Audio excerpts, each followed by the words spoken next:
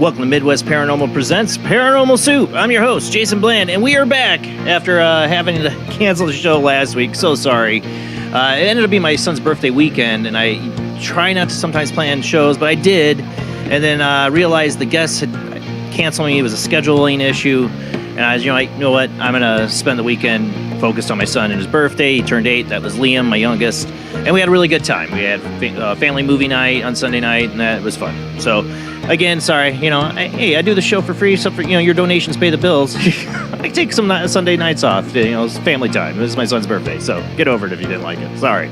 But tonight we are back with guest Art Geiser. He is the inventor of energetic neuro-linguistic programming. Now, neuro-linguistic programming has been around since the 70s, but he has a new version of it that's more in the essence of spirituality, called energetic NLP, or neuro-linguistic programming, that I'm interested to get into tonight with him after our World Wide Web of Weird and first commercial break. And of course, speaking of World Wide Web of Weird, since we've gone for 2 weeks, I got a ton. I had to really go through and decide what I was going to cover and talk about tonight, since every time I've gone for 2 weeks, there's always just so much weird happening in the world, because the world's just crazy, I guess. We got a lot to get to, so let's go ahead and get rolling into the show.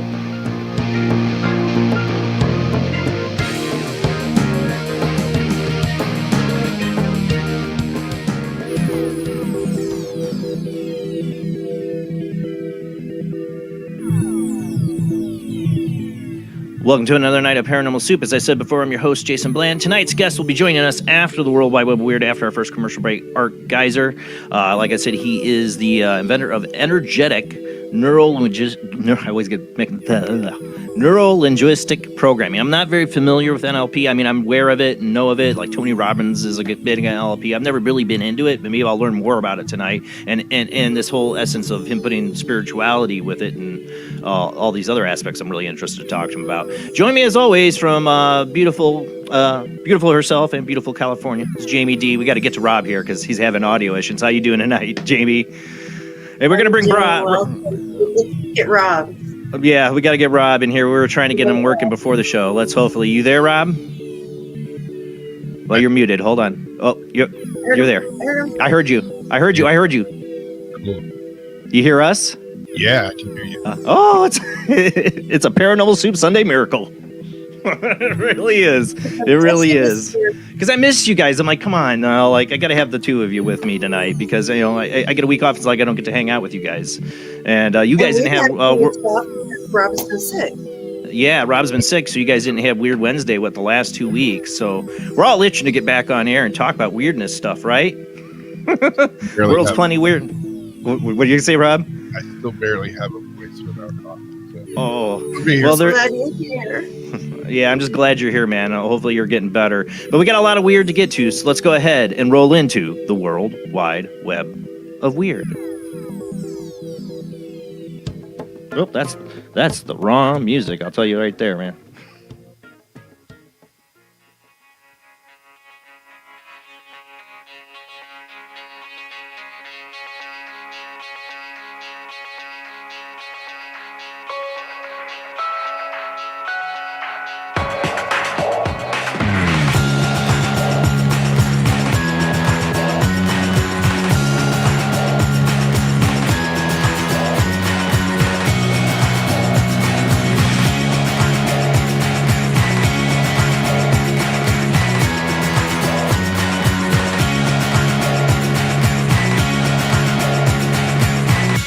Tonight on the World Wide Web of Weird, I thought we would start off with the continuing Pentagon government UFO, whatever, suppose it's disclosure. I don't know what this is anymore. People trying to get military contracts, that's what it is. I don't know. I feel so cynical when I talk about this. You know, there's some hope that there are people out there trying to get the truth out there. I don't know, but these next couple articles don't fare well for that idea. For those listening on the Paranormal Soup radio network on the Talkstream Live Paranormal Radio app, we are a webcast. We stream out live to YouTube, Facebook, and Twitch. So if you don't want, if you want to come watch, you can, or if you want to just listen, I'll narrate as best as possible. All right, so yeah, we're gonna start off with the continuing UFO disclosure story. Pentagon report criticizes approach to defending country against UFOs. It goes without saying, this is from Unexplained Mysteries because they have the short articles. It goes without saying that this is pretty much impossible to prepare for in a scenario, yeah, right, in which the world comes under attack from an advanced extraterrestrial civilization. Given that we have no way to understand the capabilities of such an attack, nor potentially any way to even see it coming, world governments would be forgiven for not being ready for such an eventuality. Even so, a recently discovered declassified document has revealed that the Pentagon thinks tanks have highlighted the potential threat posed by UFOs, whether or not they happen to be alien in origin, and the country's lack of preparedness for an attack. According to the Office of Inspector General, the United States' lack of sufficient UFO analysis and tracking capabilities poses a threat to military forces and national security, you think? Entitled Evaluation of the DoD's Actions Regarding Unidentified Anomalous Phenomena, the report reads, DoD efforts to identify and understand UAPs have been irregular because competing priorities, lack of substantive progress, and inconclusive findings. However, military pilots have continued to report UAP incidents despite the sporadic efforts of the DoD to identify, report, and analyze the events. The DoD has not issued a comprehensive UAP response plan that identifies roles, responsibilities, requirements, and coordination procedures for detecting, reporting, collecting, and analyzing and identifying UAP incidents. Are we surprised by any of this? I'm not. They have, you know, they know what it is. Like the people that really care. Obviously. I mean, you know, they're not threatened by invasions of your airspace, these things flying right up to your pilots. They're not ignoring it. They're just not telling us or these people at the DoD. I mean, not everybody there knows. You know, like I was talking about that incident that supposedly might have happened in 2004 in Las Vegas, Nevada, in the desert with Lockheed Martin and private military forces getting in a firefight with JSOC, according to a whistleblower, and killing 2 of our military. This is beyond the realms of the Pentagon, DoD, Department of Energy, the Navy, NSA, CIA. They all have their toes in the extraterrestrial technology and stuff, but there's other people that we gave that technology to who have advanced it probably further than us, and they're the private military contractors. Exactly. That's go ahead. If they wanted to attack us, they could have already. Right. And there ain't nothing we can do about it. So yeah, unless we piss them off, they're probably not going to attack us. But that's a big but. It's a big but. It's a big old butt booty of, yeah, who knows? They're biding their time, the aliens. I don't know. If they did evade, I mean, obviously we'd be outpaced, outgunned, we'd be screwed. So, I mean, the whole point of, like, them giving more money to our military to defend us, it's like, you know, what are you going to do? I mean, what more can you get? You know, you give them billions, trillions of dollars, and I mean, heck, we can't even fight a war. They just keep us on like a wild goose chase. We keep funding it, and they stay on the wild goose chase. Like, oh yeah, we'll keep looking. Send the money, and we'll keep looking. Well, you remember good old Sean Kirkpatrick from formerly head of the AARO. He's got some words. He's got a Festivus pull. Former Pentagon UFO chief attacks conspiracy-driven core group. Kirkpatrick, who previously headed up the All-Domain Anomaly Research Office, can't they just come up with a short name? Before stepping down last year, has blamed a core group of government workers for driving frivolous government spending by propagating unsubstantiated claims and conspiracy theories. Excuse me, I need a drink here. Remember, this man, it took his AARO a year to get a damn website up. Speaking on the room with the Peter Bergen podcast, Patrick described the situation as self-licking ice cream cone. What is that? Self-licking ice cream cone. There's the same people that worked with the U.S. company that the U.S. Army to explore a piece of material that they claim was a UAP, really is a piece of missile casing from the 1950s, he said. These are the same people that have influencing some of these whistleblowers who have come forward to say, hey, I don't have any firsthand evidence, but all these people are telling me this. Although he didn't mention anyone by name, it is likely that he was referencing David Gersh, who recently made headline news with his claims of non-human biologics and UFO cover-ups. The best thing that could have happened in this job is to find aliens. I could have rolled them out, but there's none. Kirkpatrick continued. There's none, right? None. There's no evidence of extraterrestrials. No evidence at all. Do you see why I rag on Sean Kirkpatrick all the time? I thought I was done, Sean. I thought you were out, man. I thought you were out. Now I got a rag on you. I thought you were out, Sean. I thought you quit. And a self-licking ice cream cone is just political jargon. Yeah. It's not an actual so many thing. words for Mr. Sean Kirkpatrick.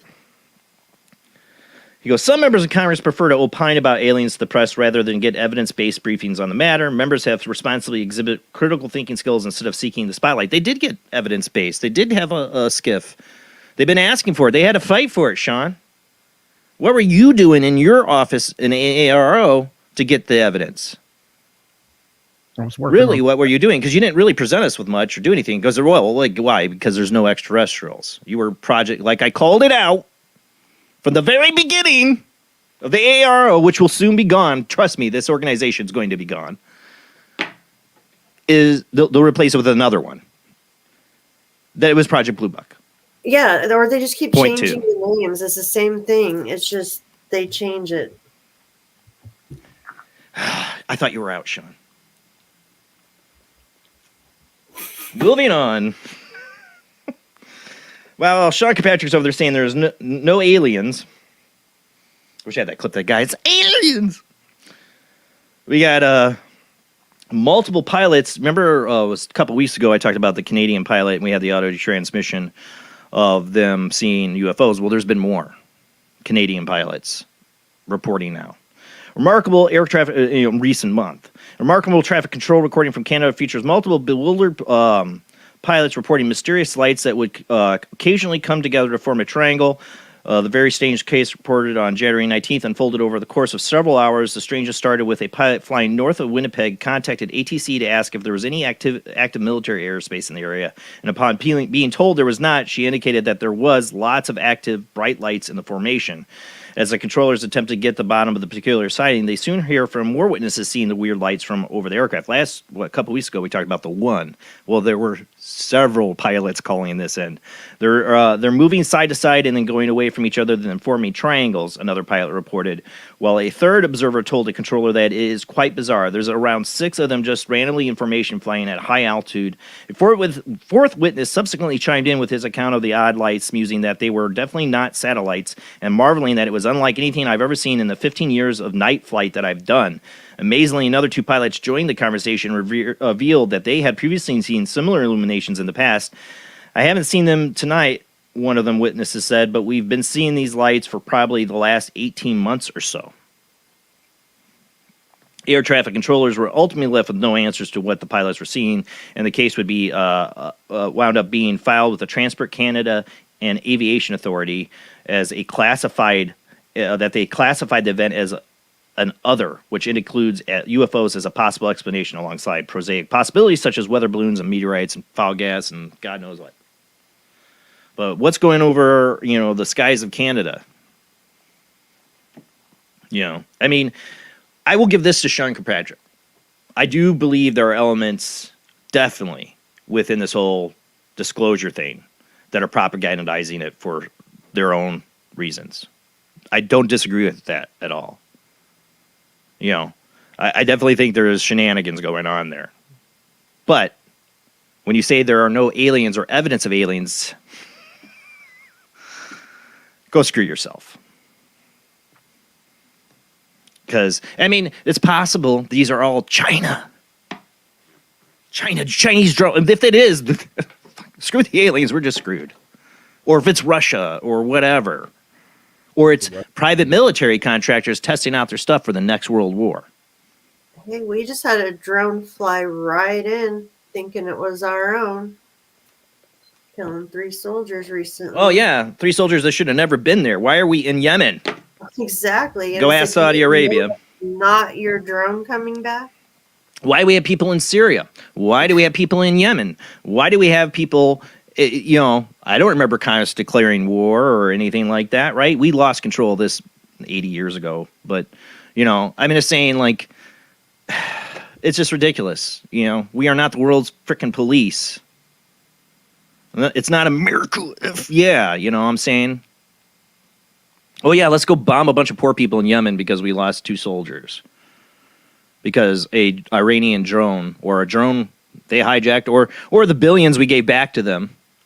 God, whoa, who didn't know they were going to take that? Yeah, it was their money, whatever. Who didn't know that they were going to take that money and funnel it out to Hamas and Hezbollah and all the other bad actors out there, you know?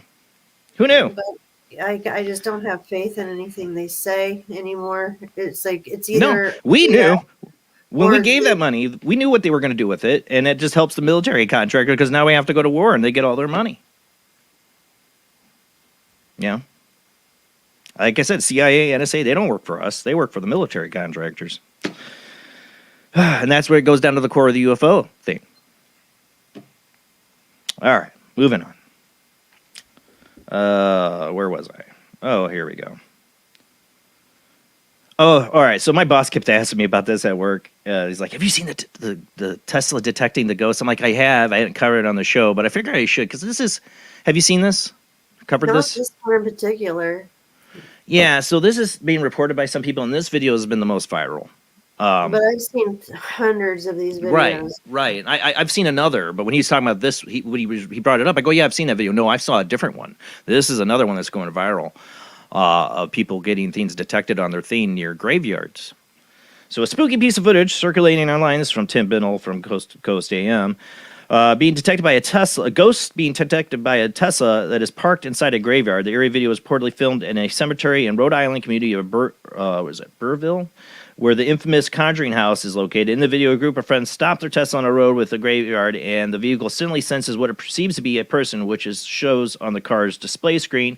A second figure subsequently pops up on the GPS system, and the 2 people seemingly wandered around near the car for several seconds. You actually see like somebody on a motorcycle, like it's traded. Like, is that a motorcycle? A ghost? I don't know. Go and play it.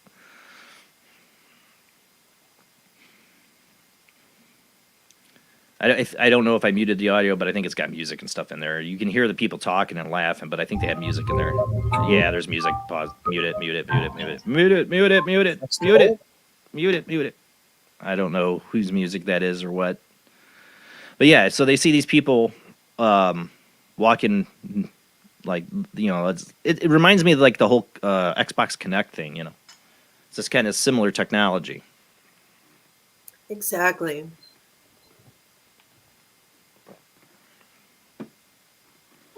Watch, I swear to God, you see even like one that tries to think it's a motorcycle or something come through. Wait, what? It should happen here. And that would be really cool to see. There it is, right there. It was like a little motorcycle person. Yeah, my ghosts have motorcycles. You know, And they're like popping a wheelie, and the bike is a ghost too. The thing is, it's trying to anticipate people there, and where are they at? They're in a graveyard with a bunch of tombstones.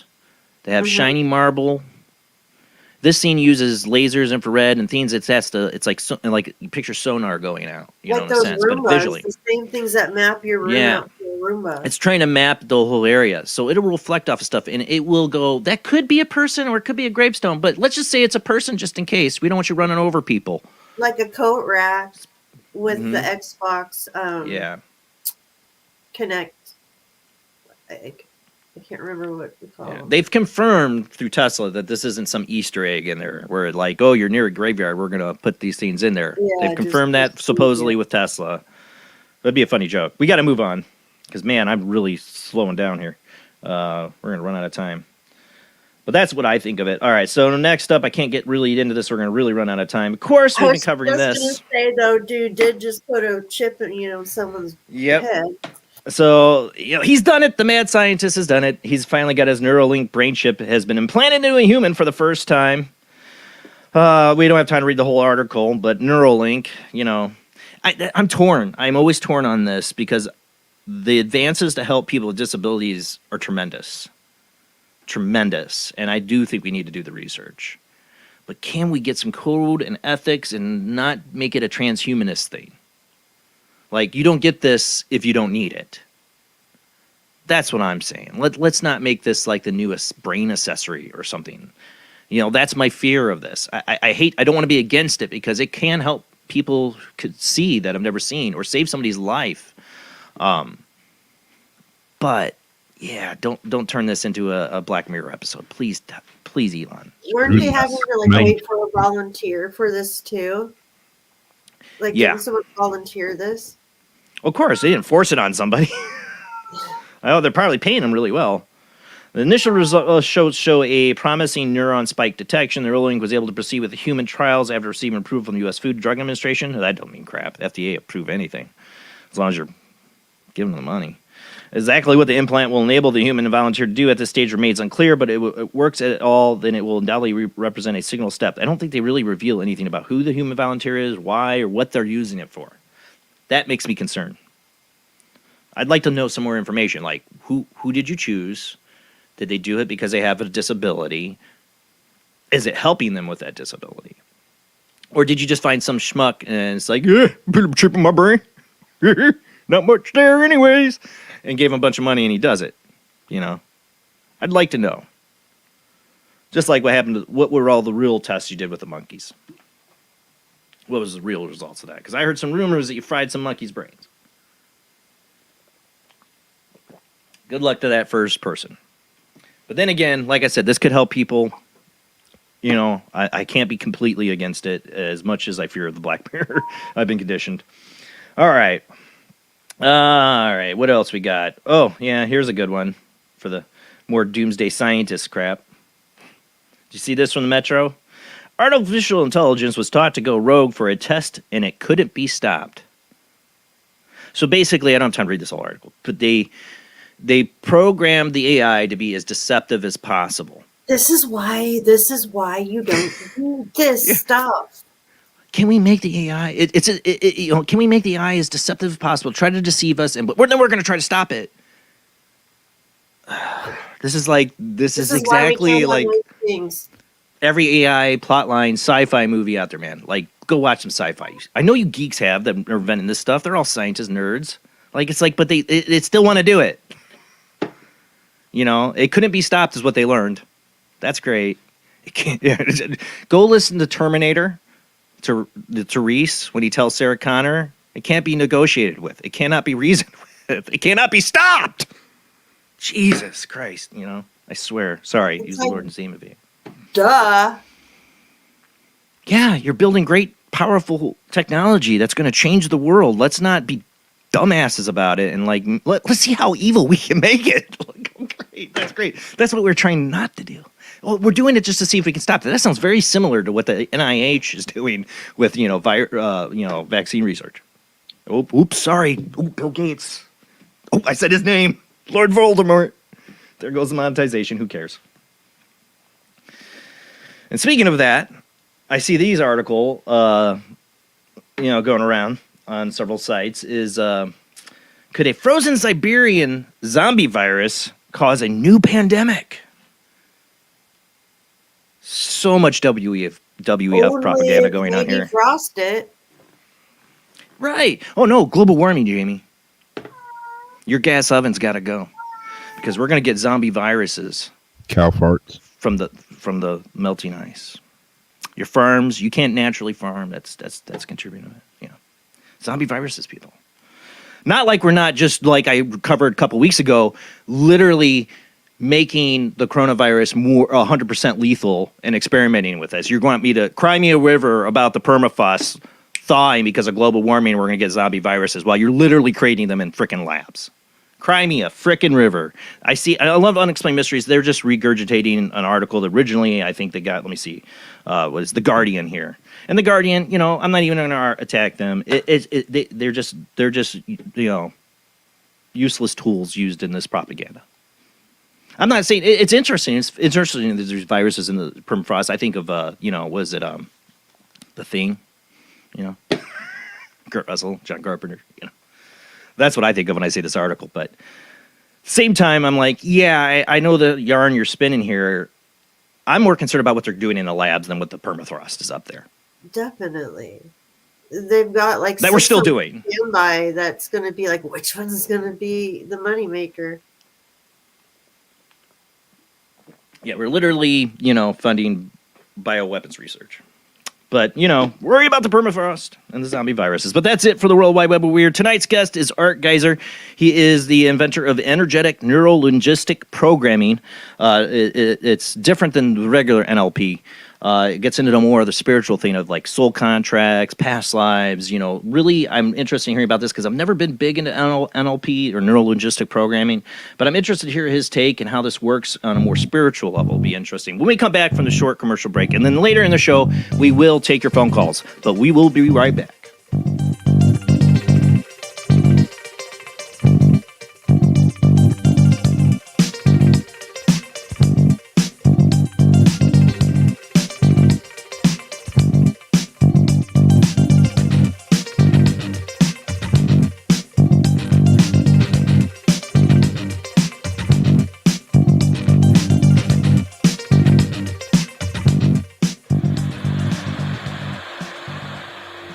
Join us every Wednesday night at midnight Eastern Standard Time for Weird Wednesday, the live stream, with your hosts Jamie, the Living Dead Girl, and Rob, the Phantom, where we'll talk about all things paranormal, including zodiac, astrology, tarot card and oracle card readings, live ghost boxing and spirit communication, where we'll do Voices from Beyond, the Cold Case Files.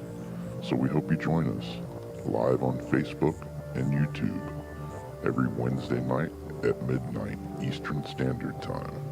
We hope to see you there. Bye-bye.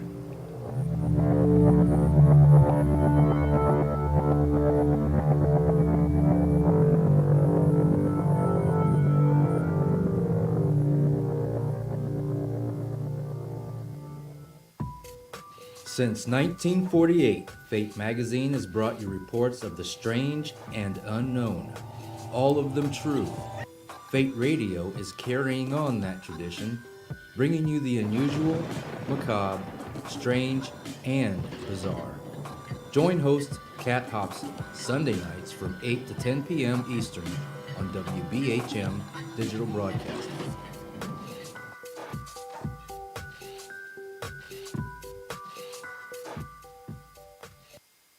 Of the second kind, physical evidence of a UFO. Close encounters of the third kind, contact. From Steven Spielberg, the director of Jaws, comes one of the most ambitious and unusual films ever made. And what you will see has never been seen before. It's a cosmic mystery crossing what many scientists believe will be the next threshold of human experience. It is called Close Encounters of the Third Kind. It begins in an Indiana town and leads to one inescapable conclusion. We are not alone.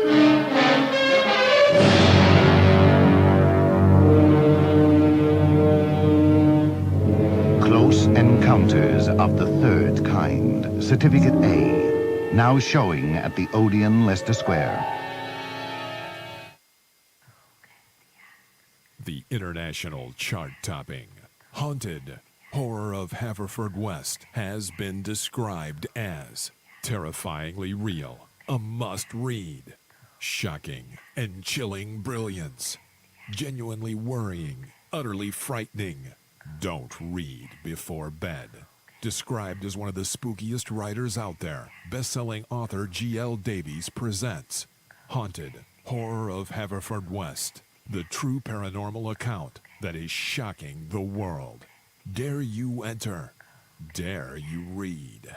Haunted, Horror of Haverfordwest is available on Amazon, Barnes & Noble, Kindle, and wherever books are sold. Pray you never have to live there. This is the sound of a space clock aboard a U.S. satellite 180 miles above the Earth. No one winds up this timepiece. It's powered by a tiny battery, a battery that delivers power for years without replacement.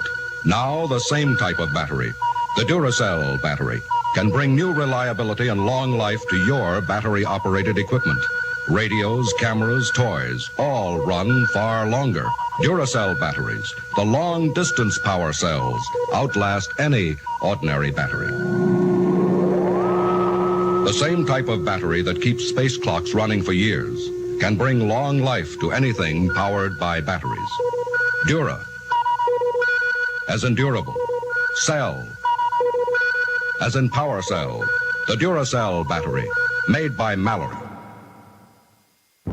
Are you intrigued by Paranormal Talk Radio? You'll love the new Paranormal Radio app from Talkstream Live. You'll find a great selection of talk shows covering UFOs, ghosts, strange phenomena, and much more. Download the Paranormal Radio app now and start listening to the very best in paranormal talk entertainment, including the network you're listening to right now, the Paranormal Radio app, free in Google Play and the iOS App Store.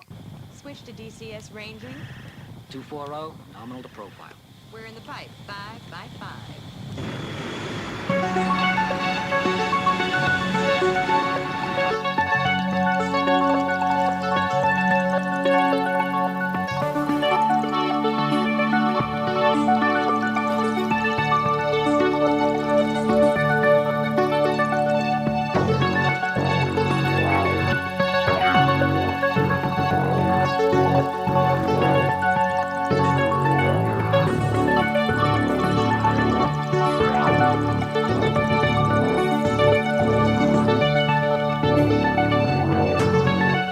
Tonight on Paranormal Soup, it might be open lights. I don't have the guest here in the lobby.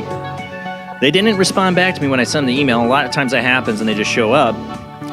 And I probably should have emailed them again, like, did you get the links? Or are you coming? And to be honest, this Art Geyser, we will work on getting him rescheduled if he missed the time or forgot, because it was done months ago. Remember when I was sick and I had to reschedule? This was the guest I had to reschedule. And last I heard, he was good. But that was probably a couple months ago. So I don't see him. Maybe it's a scheduling mix-up. So I guess open lines tonight. We can talk, call in. I do have some extra stuff. I don't have it ready, really, to show. Like, there's a cool ghost video I almost was going to do tonight. And I almost wish I would have made it ready just in case. Damn it. I don't know. We can talk. Open the phone lines. You know, I don't know if we're going to do a three-hour show like this without a guest, though. I don't know. We'll see. Well, better than technical difficulties. At least we're here.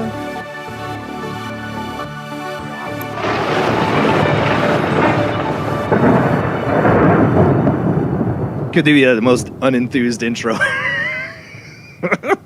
Like, I'm enthused to be here. I'm glad to be here with Jamie. And Rob, you know, he's not feeling well, so he was taking off tonight. But I really wanted to talk to Art Geyser, dang it. And I've learned neuro-linguistic programming. Like I said, I've never been really big into. Maybe I've been put off by people like Tony Robbins, you know. But it's something that interests me. The brain interests me. So I'd love to talk to anybody about that, especially he's bringing in the spirituality aspect. So we'll work on getting him rescheduled. If he messed up the time, I'll probably get an email tomorrow like, I totally missed it or something like that. It's usually what happens. Yeah. Let me see what I had here. Let me get the phone lines up. Cards maybe towards the end after. What, the Zener cards? We need Zener cards too. Oh yeah, pull a card though. You're talking. Mm-hmm. Because you haven't got to do that on Weird Wednesday. You guys have been gone for 2 weeks too. Yeah. So yeah, we can definitely do that. We'll find something in our bag of tricks. Let me see what I had here. What I don't have is an email from the guest saying, I'm sorry, I messed up. Or I'm coming. I don't have that. Just checked. Dang it. I had a feeling I should have did some backup, or I should have contacted him. I should have trusted you. Trust your feelings, Luke. What's going on with people in chat room? We got this guy. Yeah, he's naked. I'm naked. Hey, man, that's the way to roll. That's the way to roll when you watch Paranormal Soup. Buck naked. Oh, yeah. Get real weird. Unless there's small children around, don't do that. That's why I'm not buck naked. I got kids. Nobody wants to see that. We don't know what's under the keyboard. Right? We only got to, dress this and up.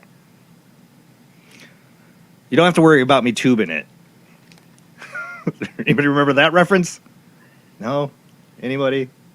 Zoom call, tubing?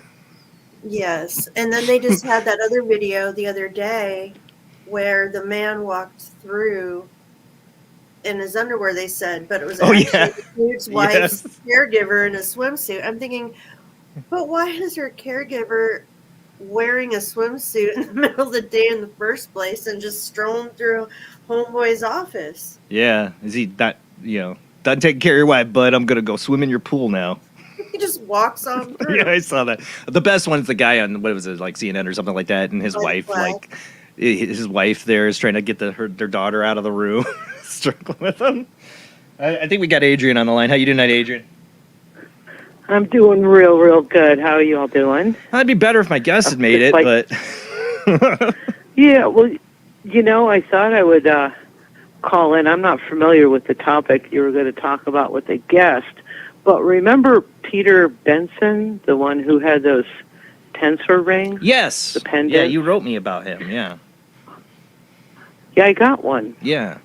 And it took me a long time to decide which one I wanted to get. I spent over a week.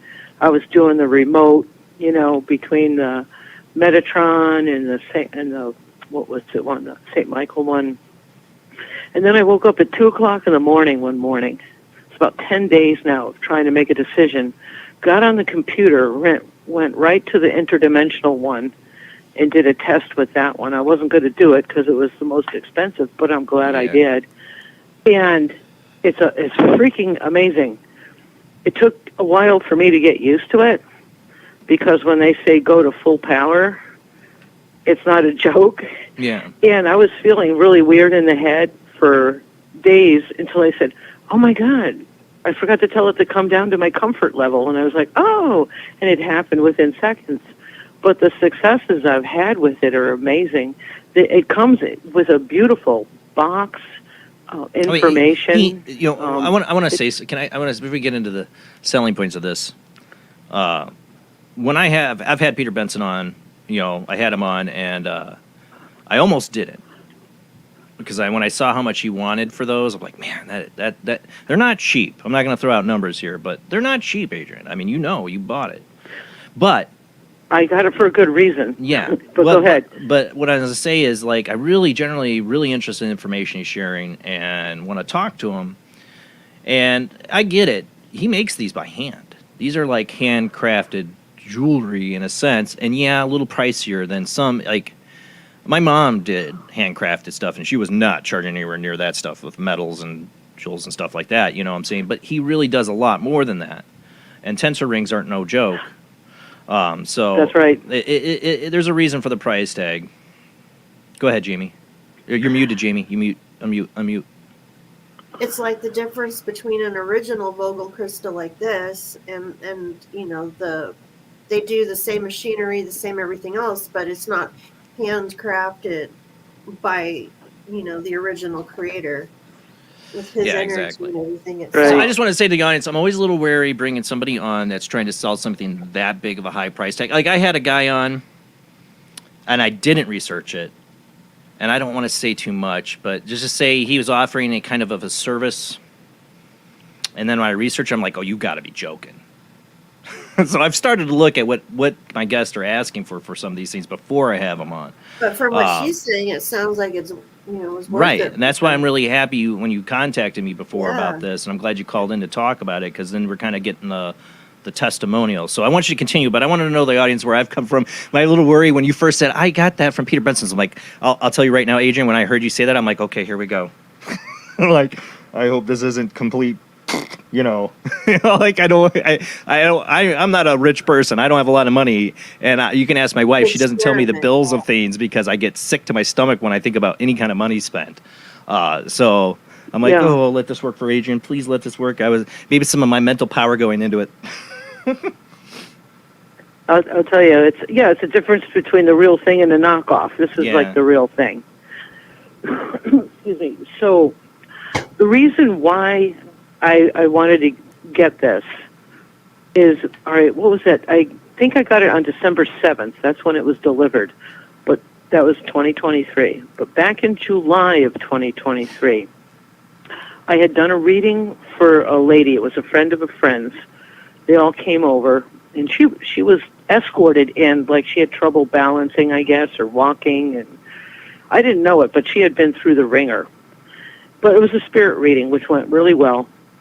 But it was a very emotional reading, and I let my guard down, and I picked up a couple of her ailments and attachments or something. Yeah. She might have had some kind of witchcraft on her or something. I don't know. She admitted she probably did. Later on, I had no warning.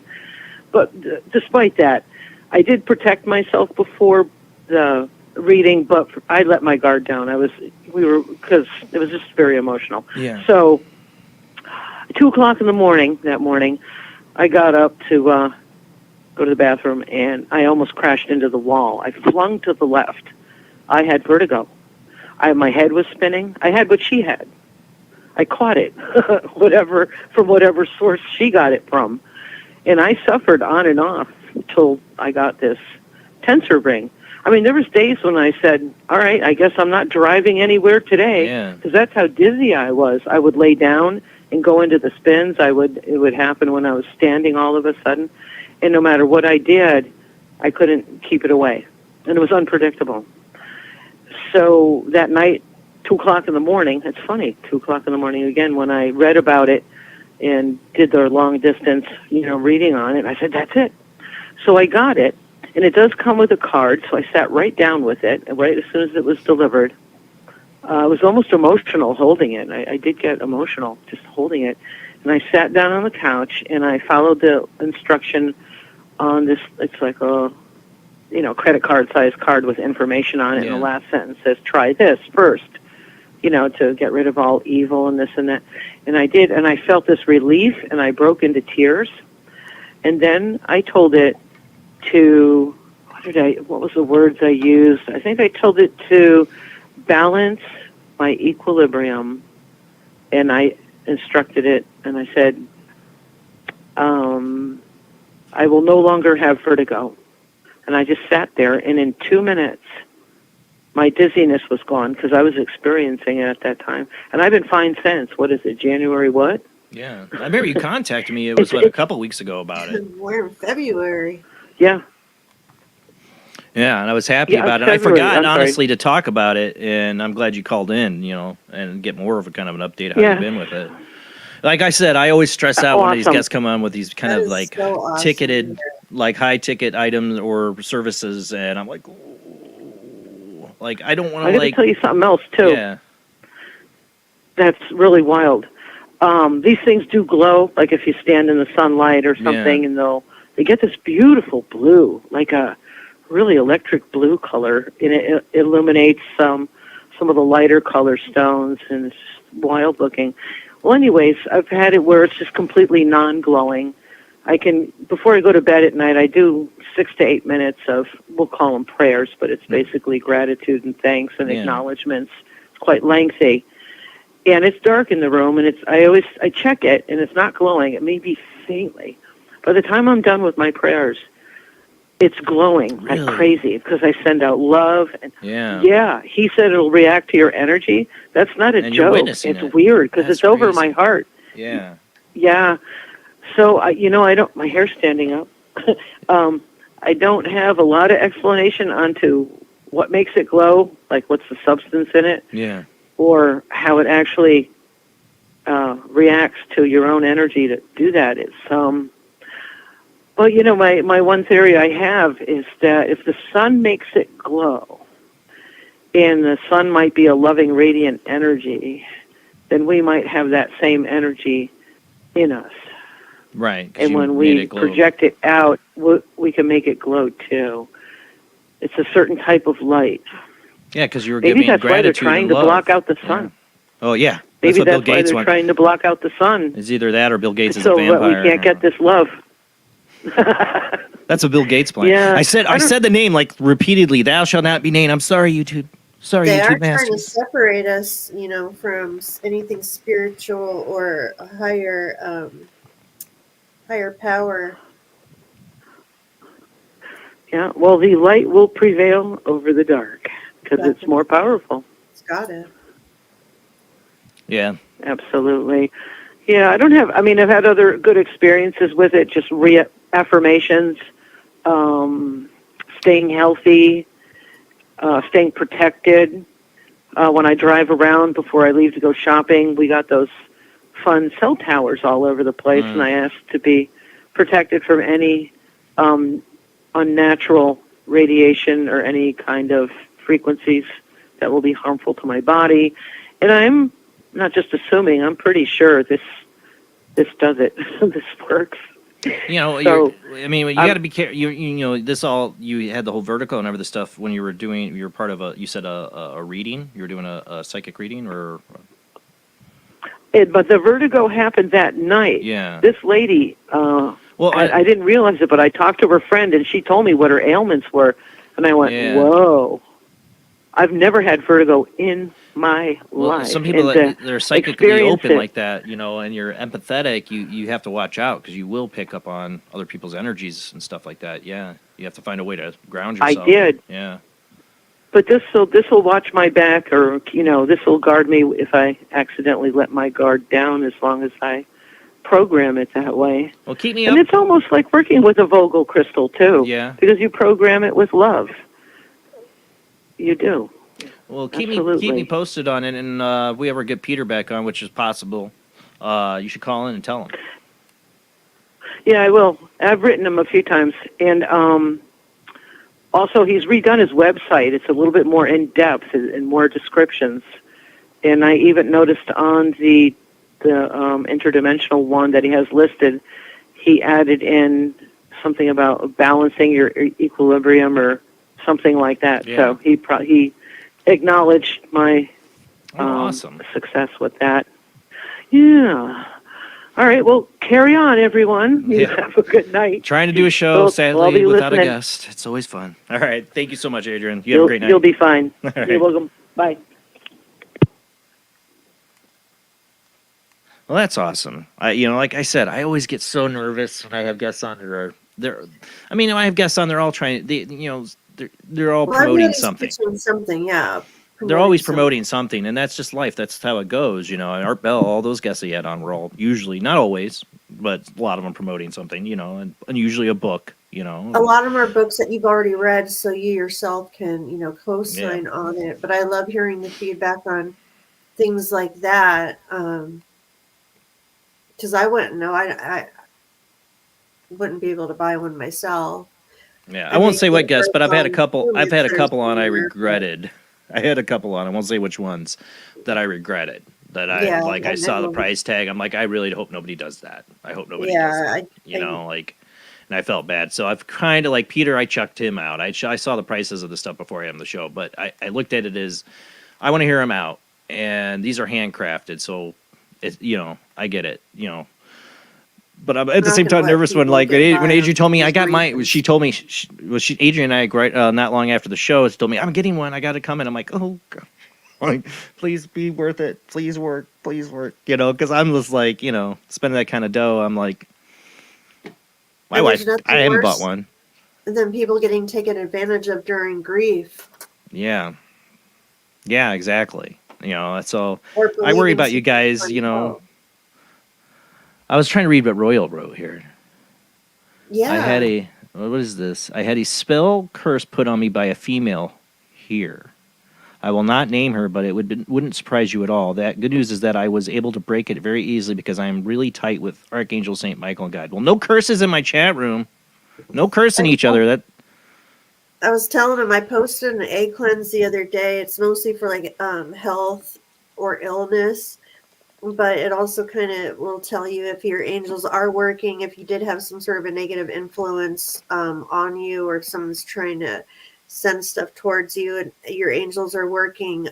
It tells you how to read the different things in the egg and see how well you're cleansing yourself. So you might be interested in checking that out. Craig, one of our Bell's interesting guest was Malachi Martin. Oh, yeah. I think he had him on 4 or 5 times before he passed away. Yeah, Malachi Martin, I mean, he was selling books when he came on there, though. I mean, and that's nothing wrong. That's what Malachi Martin did, Yeah. He tried to help people, though. Obviously he was trying to help people, and he died in the process of helping someone. And that ain't no joke. So he was trying to sell his books, sure, on our Bell, but he wanted to honestly talk about the subject. It was a big part of his life, and I think cost him his life. Yeah, I love the Malachi Martin interviews. But, like he's had people on like Bob Lazar. Bob Lazar never was sold on anything. He didn't. He didn't have a book. He didn't have anything. That was way before the Jeremy Corbell documentary. He just told his story. You could hear he was tired of telling it half the time. But there's other people, they would come on and I think spin some yarns just for attention too on our Bell. That's just the community, man. Well, I had some other stuff. Let's see. Well, like I said, I didn't have anything else prepared, but I do have some articles here of stuff that was interesting. There's this, this is a weird one. Supernatural house for sale in Thailand. And there seems to be like a lot of these kind of houses in Thailand or something going on there. I've heard some really interesting haunted house stories from there. Owner of a home for sale in Thailand claims that the residence is imbued with some kind of supernatural power that provided him with a glimpse of both the past and the future.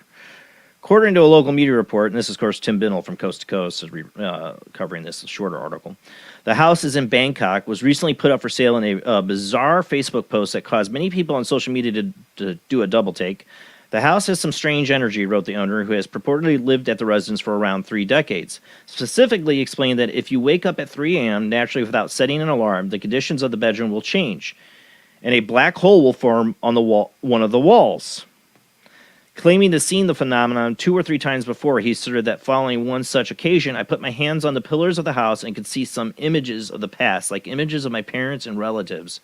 Believing the anomaly to be a time portal between overlapping dimensions, he cautioned that one should not enter into the mysterious hole, lest they wind up stuck on the other side. Additionally, the owner says that he has experienced pathetic dreams while living in the residence, including visions that contained the winning lottery numbers, as well as difficult situations were due to befall on his family. The winning lotteries, they're sold. House sold. let me get some of that paranormal right there. Including visions that contain the winning lottery number. So did he win the lotto? Well, with all this in mind, the owner of the house mused that it would be an ideal location for people wishing to experience such events for themselves, or for those already who have paranormal abilities of their own, as a residence may help your inner power to awaken or increase it. Despite many strange events that have said to have occurred in the home, he insists that it's not haunted, as no one has ever died there. For those who may be pondering the possibility of moving to Thailand to live in the purportedly supernatural house, the owner is asking, here you go, $934,000. There you go. Agent only, anybody in my chat room got $934,000, you let me know. You could win the lotto. Did he win the lotto? Didn't say that. Gave him win the lotto. Did he play him? Did he win him? And, I've heard some really crazy stuff, like very psychokinetic, poltergeist-like activity in some of these locations in Thailand. It's weird. But, like this guy, have you ever heard of them talking about seeing a black hole form on the wall and seeing images of the past and having visions of the future? Why you're trying to sell a really expensive home in Thailand? Is this the route you go to do it? Like, I'm going to sensation. Does that help? I don't know. What the real estate market's like in Thailand. I guess it depends on the buyer. I know everything's overpriced where I'm at. I don't know if you did that here, if that would help sell your house. Yeah. Maybe you get Zach Baggins to come out to Thailand and buy it. I don't know. But, I thought it was a different aspect. And it's not that it's haunted. It's like it's times wibbly wobbly. It's wibbly wobbly home. Let's see. What else do I have? See, I have some stuff I need. Well, this one there was no video. Just her interview. I guess a woman in Argentina. And we've had some goblin stuff like South America, Argentina, that kind of stuff. Before, like little gnome people walking around. Well, there's this lady that's going viral on TikTok. Woman in Argentina has gone viral on social media in the country after she posted a video wherein she claims to have spotted a goblin while she was out on the walk. The very weird account reportedly came to light earlier this month when Vicky Nuda, I don't know how you say that, to share a truly fantastic experience that she had a previous day in the city of Barcelosh. I don't want to say that right either. According to her, she was strolling down the street while watching videos on her phone when she suddenly noticed someone beside her. The mysterious individual, she said, was rather diminutive and sported white hair and a beard to match. Certain that what she saw was a goblin or a duende, if that's how you say that, is known as in Latin American. She insisted that she was telling the truth about her sighting and mused that she had previously not believed in such entities, but now she is certain they are real. The awestruck witness went on to recall how in the moment she was not scared of the small stranger, instead simply told herself that she was being playful by appearing before her. Neruda's video spread like wildfire on social media in Argentina, with some viewers dismissing Neruda's account as merely as a telltale on her part, while others responded that they had also seen such entities in the area. But I know we've had some video come out. Is it shenanigans in Argentina with trolls or whatever? I love the part where she noticed it while she was on her phone, walking down the street. Why do you walk down the street looking at your phone? Like, be aware of your surroundings. You'll see goblins. I have something really weird that I was saving for Wednesday about the diaper spa opening. What? I heard about I think I saw you put spa. something in this in our messenger, and I didn't get a chance to read this one. I had the worst imagination what this could possibly be, and I'm probably right, but go ahead. Yes. Let me see which one here. I have two articles. I can only imagine what this is going to be. Get ready for this. New Hampshire's first fetish-friendly diaper spa is set to open in Atkinson, and boy, the locals are wetting their pants over it. The diaper spa is a nursery for needy adults who prefer nappies and night-nights to your basic 9-to-5 adult life. Basically, it's a business for adults who role play as children and, yes, wear diapers. According to its website, the diaper spa is open to all diaper-wearing individuals who seek acceptance and care. They offer everything from consultations to play dates at $200 an hour to a $1,500 all-day diaper B&B. A premier spa experience for the little one inside of you. We ensure a relaxing and rejuvenating escape, providing top-notch care and pampering services. The spa's owner, Dr. Colleen, says people need to become more open-minded. People tend to fear anything that they fail to comprehend. So what is the point of a fetish-friendly diaper spa, you might ask? Ever heard of the adult baby diaper lover ABDL fetish? It's quirky. It's a quirky and fascinating kink that's all about adults embracing their inner child. It's grown-ups donning diapers, onesies, and pacifiers for reals. According to the experts, for adult babies, it's a chance to relish the carefree days of childhood. You can indulge in activities like coloring. Well, that's fun. Playing with toys. And yes, even wearing diapers. Diaper lovers, on the other hand, find comfort and joy in the snug embrace. It's a security thing. Some enjoy role-playing scenarios complete with baby talk and nursery rhymes. And so the town, obviously isn't too thrilled about it. Oh, really? It's so Yeah. shocked, you know. This is something that they would never be willing to expose their kids to, so they're never going to be able to use that park, one parent said, and now... Wait a second. Wait. Like, it's out in the open in the park they're doing it? It's not like in some building? Like, privacy? I think for it's- normal people do their fetishes? It's the spa's proximity to a local To park. the park. Well, they'll all be inside. Get over it. No, I say that at the same time. I think it's like people having mental delusions and having to be fed into. But at And the same now time, I'm a libertarian. Like, to each their own. You want to pay thousands of dollars to have somebody put you in a diaper and say, "Mama," you spend your money, man. A change.org petition is calling on town leaders to reject any licenses and applications for the spas. Now, there's like a popular kink fetish on TikTok where they call it, the littles. And, there'll be they're adults, consulting adults. You said it right there, TikTok.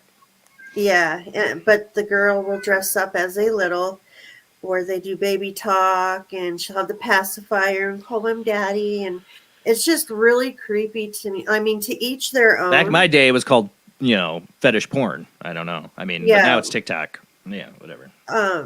People can do what they want. To me, I think it's just a little bit kind of gray line. This is my thing. To each their own. If you have a fetish and that's your deal, do it in the privacy of your bedroom, your home, or privacy of a private business that doesn't have to go out there and call it to the community. You know what I'm saying? If they're not doing anything illegal there, it's not illegal to throw on a diaper if you're an adult and pretend There's you're no a baby. kids involved, no children or acting out. To each their own.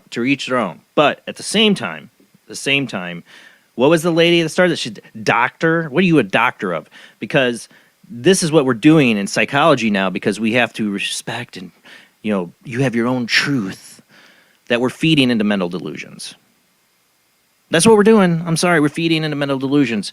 I found out a local school of mine, there's rumors, I don't know if this is true, I really hope it's not true, that they have a kitty litter in their bathroom In New York, furries.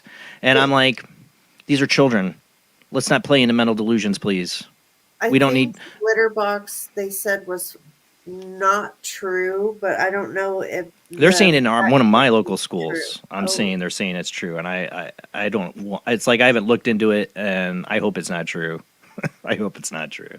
I really don't think it is. Like, my wife is saying, like, the janitor she works with would be like, I didn't sign up for cleaning poop out of a kitty litter. It's human poop too, what I'm saying? But there's just like all these different things we're doing. Like, I know people are uncomfortable in their bodies and should have or be respected for how they feel. Like, I tell my kids this: if somebody wants to be called they, them, or don't they're be a comfortable dick. wearing a diaper and they like to be snuggled up like a baby in a corner. No, but no. In the privacy, they want to do that fetish crap. You go for whatever. But you come out on the street, you come into my business, and you're wearing a diaper and go Google Gaga on an adult and be like, get the fuck out, get out of here. Whoops, almost broke my own rule. Because at the same time, it's like we're perpetuating this in society where we want to just feed into delusions and not reality. And try to make it like it's... Yeah. Reality's reality, and there's only and the other's delusion.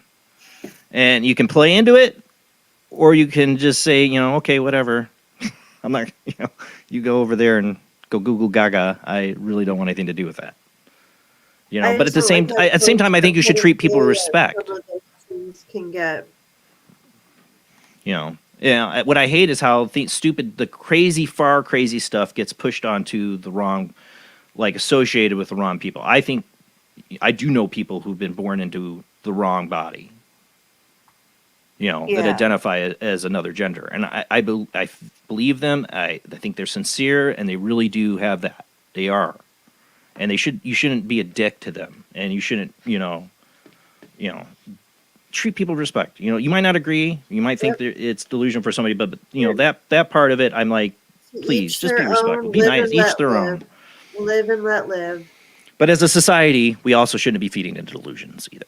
That, like, I'm always in the middle ground. I never make either side happy. I'd have both sides right now if I was in a debate yelling at me. How wrong I am. Both sides would be yelling at me. That's how it always goes for me. If kids aren't being exposed to inappropriate adult things, then and you're doing things in the privacy of Yeah, your own home. exactly. I don't care what you do. As long as you're not doing weird stuff to like, Exactly. like dogs and animals and stuff like that. Oh, let's not get into that. Like that one evil a-hole. Yeah. Oh, God. Other than that, to each your own. Yeah, don't hurt animals and don't hurt people. We have the survey here. Let's see. What does this say? Survey finds 1 out of 3 Americans believe aliens may already be here on Earth. New survey exploring America's belief in aliens, and another one, coast to coast here, found that 1 out of 3 participants suspect that otherworldly visitors may already be here on Earth, according to Talker Research.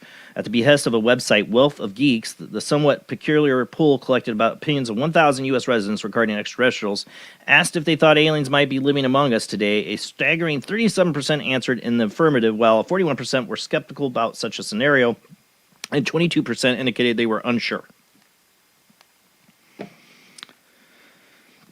I would be interested to, compare that to, did they ever do a poll back in the day, what people thought? How much that perspective has changed in the last 4 or 5 years? I don't know. Should ETs be hiding here in plain sight? 39% musingly said that their boss just might be an alien, and 33% suggested one of a variety of celebrities might be aliens. Among other findings from the survey was that relatively healthy 40% of participants endorsed current world leaders to speak on our behalf. What is wrong with that 42%? The 42% of people think our world leaders could speak on our behalf. I am not one of those 42%. I can speak on my own behalf. I'm more fascinated with what Drake is saying here about tampons working as door jam sticks. Oh, Jesus. Tampons make good sticks and a door jam. I'm trying to think how you would utilize that. This one I was saving I might have for next week, but I could play the audio of it maybe, but I don't know. I don't think there was music in it. I can't remember why I didn't include this. There's an interesting one on Coast to Coast. Security guard in Mexico films sounds of ghost child crying. I don't know. I might save that for next week. But I want to listen to it more. That was one of the reasons why, because I swear it sounds like the audio has been implanted. I don't know. I'll just play it. See what you think of this. Maybe I'll cover it more next week. We'll see if we can just hear it. What's in the video is you see a security guard in. Buenas noches, la plaza ya se cerró. It looks like a cafeteria. ¿Hay alguien aquí? Or I think it's a school. And he's talking because he heard something. But you're Buenas going to hear noches. this child cry out. Just, Ya se cerró la plaza, joven. Buenas noches. Yeah, it's like he's in a cafeteria at a school. It's It's for at night. Everything's locked up. It's about to come up.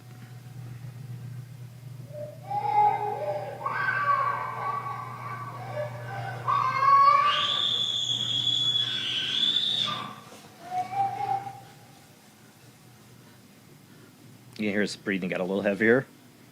Buenas noches, ya se cerró. Was that audio implanted in there? I don't know. It sounds like it's... The echo was almost, it's like, were they trying to match the echo to, because you can hear his echo, but he's in a different room. They're further away. But if they were in a hall, the acoustics would be... Well, this is what they got on it. An eerie piece of footage out of Mexico features a moment when a security guard searching for a possible intruder suddenly hears a child crying. Many believe that the source of the unsettling sound is a ghost. According to a local media report, the unnerving video was filmed by a night watchman at the Plaza de Tecnologia in the city of Monterrey. So I don't know. It wasn't a school. Looked like a school to me. Alerted to something unusual in the otherwise empty building, so it wasn't a school. The guard walks around calling out for the interloper and explaining that the site is closed. After several seconds, he finally receives something of an answer, and it's a positively chilling. Yeah, if you heard that, your lone security guard, and and there should be no one in there, and you hear a screaming child like that, I'd be like, yeah, you don't pay enough. And one of the images was a truly terrifying experience. One imagined it was a truly terrifying experience. The silence of the scene is suddenly shattered by the sound of a child desperately crying from what seems to be the end of a hallway, though there is no one there. Possibly concerning a new line of work, the guard simply responds, "Good night," and the footage ends with no resolution. So that's what he was saying in Spanish. It was like, "Okay, good night," and then he ends the video. That's probably where he quit. I quit. Just takes his If that was badge real. off, flashlight down. Since being posted on TikTok earlier, TikTok, the video has amassed a staggering 2 million views, with some suggesting that the Watchmen filmed the cries of a ghost child, while others argue that the scene is clever hoax. With that in mind, what do you make of the creepy theme? That's the thing. It's TikTok. There's so many hoaxes.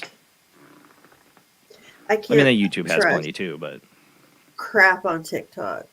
The only things I trust that's on TikTok are from, people that I know, like, Mike will post his I stories. think that's why I and didn't people cover it, because post it's like about- another ghost TikTok thing. There's so many, and like, all right, without that security guard going, that was me.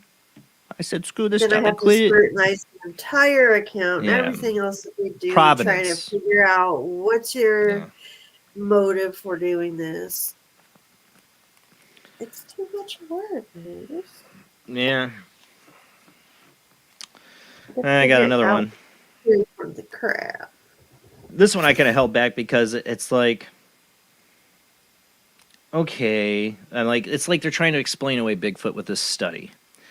So I got this Unexplained Mysteries, has a short article on it. Original article was from Ars Technica, what was the name of the website? Anyways, new research suggests that black bears could account for a significant percentage of Bigfoot sightings. Does an unidentified species of intelligent bipedal hominid roam the forests of North America? Question mark.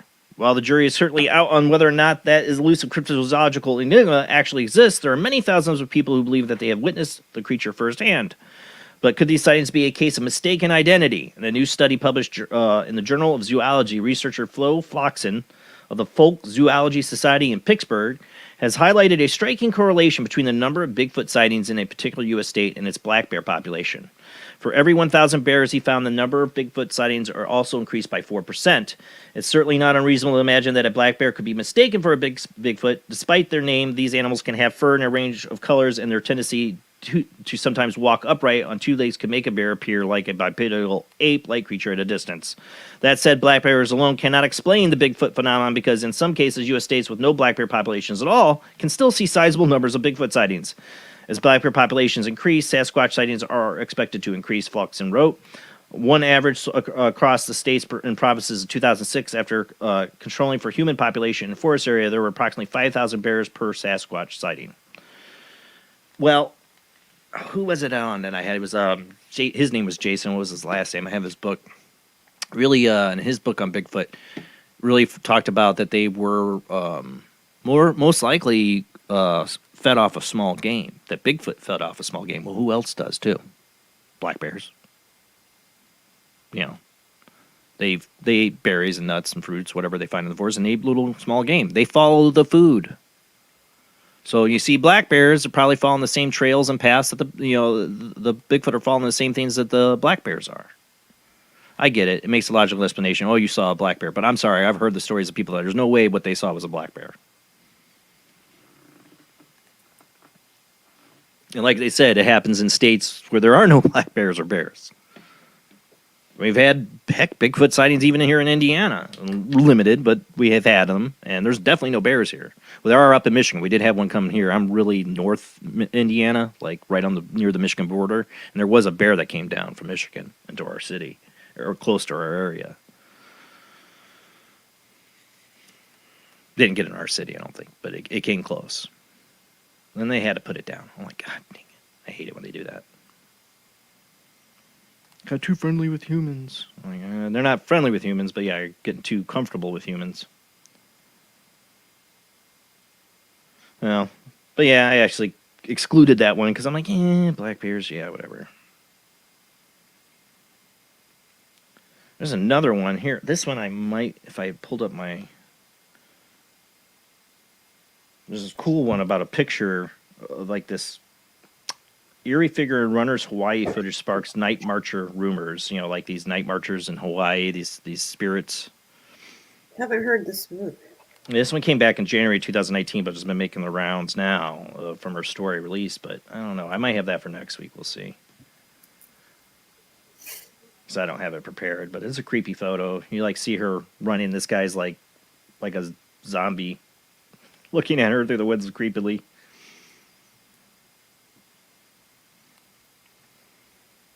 Let's see what else. did I have? They might have found Amelia Earhart's plane. Did you see that? I saw that. Yeah, I didn't actually read it though. Yeah, Amelia Earhart's plane may have just been discovered 16,000 feet underwater.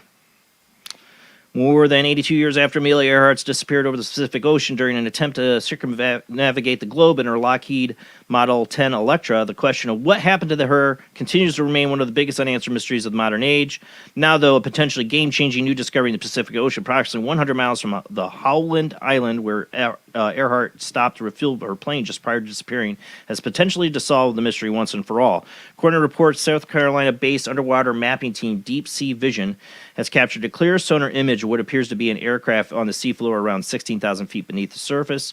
The search, which was funded by pilot and former U.S. Air Force intelligence officer Tony Romeo, involved scanning over 5,200 square miles of the ocean floor over several months. This may be the most exciting thing I'll ever do in my life, he told the Wall Street Journal. I feel like a 10-year-old going on a treasure hunt. The sonar images were captured by the team's Huygens submersible, and what is possible to say right now whether that object is Earhart's plane. It certainly seems to be an aircraft of some sort. And I don't have the picture, like I didn't have this ready, but they show like a sonar picture, and you definitely see it, like, there's a tail and wings, but it's very blurry. God knows whose plane that is. I don't think we'll ever know what happened to Amelia Earhart. I mean, in 82 years, we haven't solved it by now. It's a very dead case, cold case. But maybe, are they going to send divers down to confirm it? I don't know. 16,000 feet is pretty deep. I don't think they can. How far was it when that sub exploded?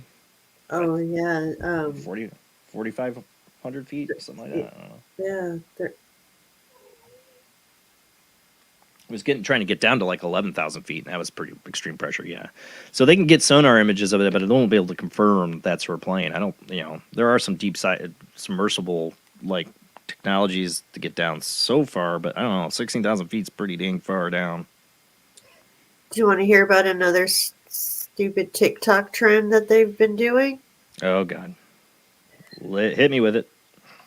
This is what it looks like. These are actually fried toothpicks. Oh, hold on. Let me put you up so I can see it. Hold on. What is that? Fried toothpicks. Okay. Love these trends. Oh, and Tide Pods started, people started eating the Tide Pods again, but they were given out like to some older people in a home.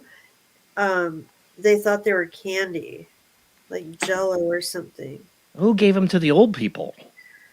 They were giving like baskets of like things that they might need. And was it like a retirement home?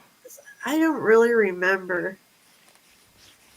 And so the old people weren't familiar with what it was. So the old people ate Tide Pods. Oh my God. Yeah, the old people were eating Tide Pods. Yeah, well, but the old people don't need to feel guilty. They didn't know. They thought it was candy. The younger people were eating Tide Pods knowing what it was. They willingly were big doing difference. And bragging about it. Yeah.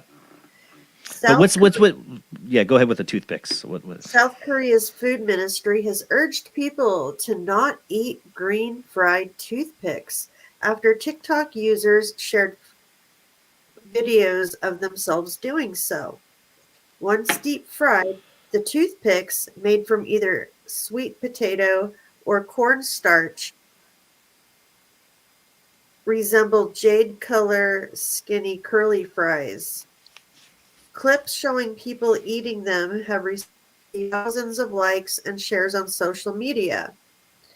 The clips show the toothpicks being cooked in oil and topped with seasonings such as powdered cheese. It's very crispy, one TikTok user declared. In a post on X, the Ministry of Food and Drug Safety reminded people that the toothpicks' safety as food has not been verified. Please do not eat them, the ministry said. The toothpicks, which are seen as being environmentally friendly and biodegradable, are often... That's what I was going to say. They're not like the American wooden ones. Yeah. Right? These are made out of like edible things. That's why people are eating them. I guess so. They're often on tables in Korean restaurants and can also be used to pick up finger food. Their color comes from food coloring used to give the toothpicks a green hue. According to local media, an ingredient called sorbitol is used, and while it's harmless in small amounts, it can cause vomiting, diarrhea, and Yeah, that's why inflammation if you don't eat them. overconsumed. So, online eating shows called mukbang, which often feature people eating excessive amounts of food or unusual dishes, are popular in South Korea. It's been claimed that young children have been requesting toothpick fries as a result. And this is far from the first time TikTok trend has sparked a warning. Last year, doctors cautioned people against rubbing castor oil in their eyes, warning that despite what various viral videos claimed, it is not an effective treatment for dryness, cataracts, or poor vision. Oh my God. Nottinghamshire Fire and Rescue Service issued a warning about people using explosion filters to create videos in which their appliances appear to burst into flames. The firefighters had to respond to a well-intentioned call about a blaze that turned out to be a false alarm. So these things going around on TikTok are just people seeing what they can get away with, getting, their way to get pranking people in mass quantities.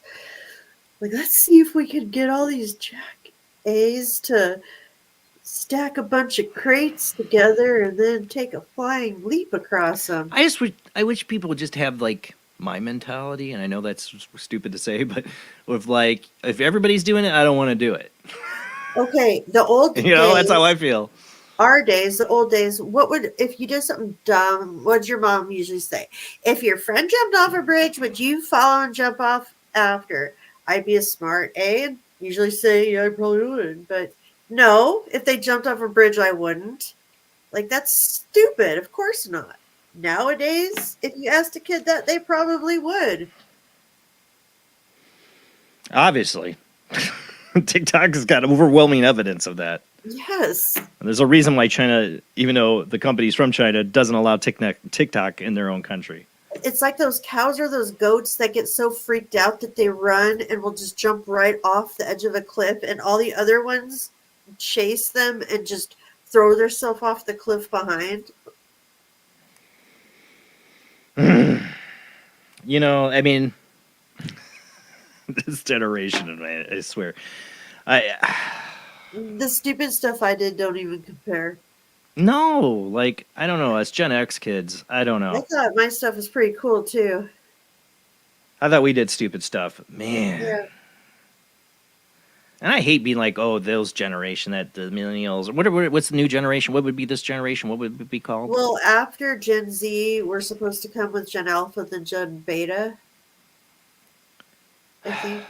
I hate to be like, because we're all in this, I don't know, we're all human race. I don't like to separate us by generations, races, color, sex, or any of that stuff. But man, what is wrong with this younger generation? We And it's really not screwed because them I'm up. getting older and I'm not hip with this stuff anymore. Like, I still, think I'm kind of with it, but I don't pretend to be at all, but I don't care if it's hip to eat freaking Tide Pods and toothpicks. I'm really? cool with not being with it in hip or whatever. I don't know. No, I mean most of the younger kids I know, they would never do that stuff. I think we've just created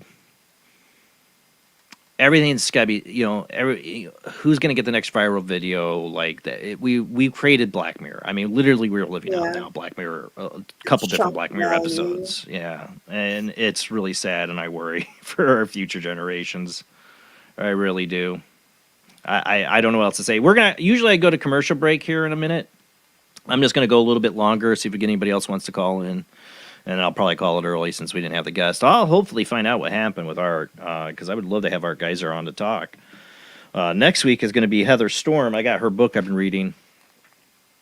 Is here, Canine Spirit Guides. Ooh. I mean, talk about, that there's these, these elements. And I believe this. I've seen it with my own eyes. I've seen some weird stuff around my pets before. That there are spirit guides attached to them that are part of your spiritual journey too. I believe that. Yeah. And it's not just canines. I'm sure cats too. I'm big with cats. You can ask her the cat question next week. Why just canines? Why just dogs, man? I'm reading. Yeah, I'm trying to read what wrote. Yeah. You know what? I had an ice cream sandwich too that didn't melt. It was really weird. It just sat in the cup. And no, you know what it was? Yeah. All right. This is what wrote. And one of those ice cream cone things, the ones you rip it open in the package. The ice cream didn't melt. Unless it's astronaut ice cream, that like I always loved that when I was a kid. The astronaut ice cream, and I'd go to like the Field Museum, I'd have to get it. Unless it's that, and if it's any other ice cream, it should melt. If it's not melting, that ain't ice cream. Really? I got some whipped cream one day, and you put like a scoop of whipped cream in your coffee or your hot chocolate, and as you're like kind of drinking it, it melts away into it. Well, this one little blob of the cream kept like flipping to the bottom and popping back to the top.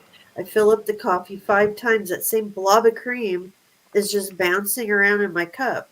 Never did anything. Never. Read the back of it. Does it say made with bioengineered? Yeah, probably. It probably did. It probably did. Who do we got on the phone line here? Hi, it's Ariana. How are everybody Hey. doing tonight? Hey, how you doing? It's a weird night. It is a weird night. Pretty good. Well, a couple of comments. I don't know how you could. I could see partially how you could see a bear like Sasquatch. Yeah. If a bear can stand on its 2 legs. However, the videos, whether they're true or not, Or just eyewitness accounts. I mean, you've heard the descriptions of what people saw. If they, Yeah. And you've seen them walking, and I don't think a bear could walk like that if that was like a witness. I mean, I definitely think there are people who thought they saw Bigfoot, saw a bear, and they got scared, and they thought, or they saw rustling. Some of the videos even we've had, it could have possibly been a bear, But there's some that it ain't a bear. Either this is a hoax or that's Bigfoot, Yeah. No, that's. I mean, and bear. But from what I've heard in my area, this past summer, there I kept hearing something. I think I've said it before. Yeah. But I kept hearing something, and it wasn't a bear. It wasn't a fox. It wasn't anything that I could. It was so scary. It was creepy, And that was not a bear. What were you hearing? I would hear early in the morning. Yeah. I would hear coming from the woods. I would hear. I would first hear all the foxes or coyotes or whatever they were howling, and I don't know. It was scary, creepy, But then after that, there was silence, and I would hear banging, like on trees or like the wood knocking. We have dumpsters or dumpsters over here, and just it was definitely something big doing this, Yeah. When you say dumpsters, were they knocking on the dumpsters too? You could hear it hitting the dumpster. Yeah, the dumpster. Wow. Yeah. Yeah. And and then you would hear this. I was hearing this like breathing. Mm-hmm. Like I remember you telling me this. Yes. I can't even describe, and then I would hear the sound, and it wasn't anything that I could even, it would send chills up my back. Yeah. That's how bad it was, And like I said, I tried to rule out, wildlife since it's early in the morning, Yeah. But I mean, there wasn't even any birds, that were, when this thing made noise, Yeah. And like I said, I heard it over the summer, and I, of course, I don't have my windows open, so I can't do that, But I just wonder if it was something like that. Yeah. Yeah. Yeah.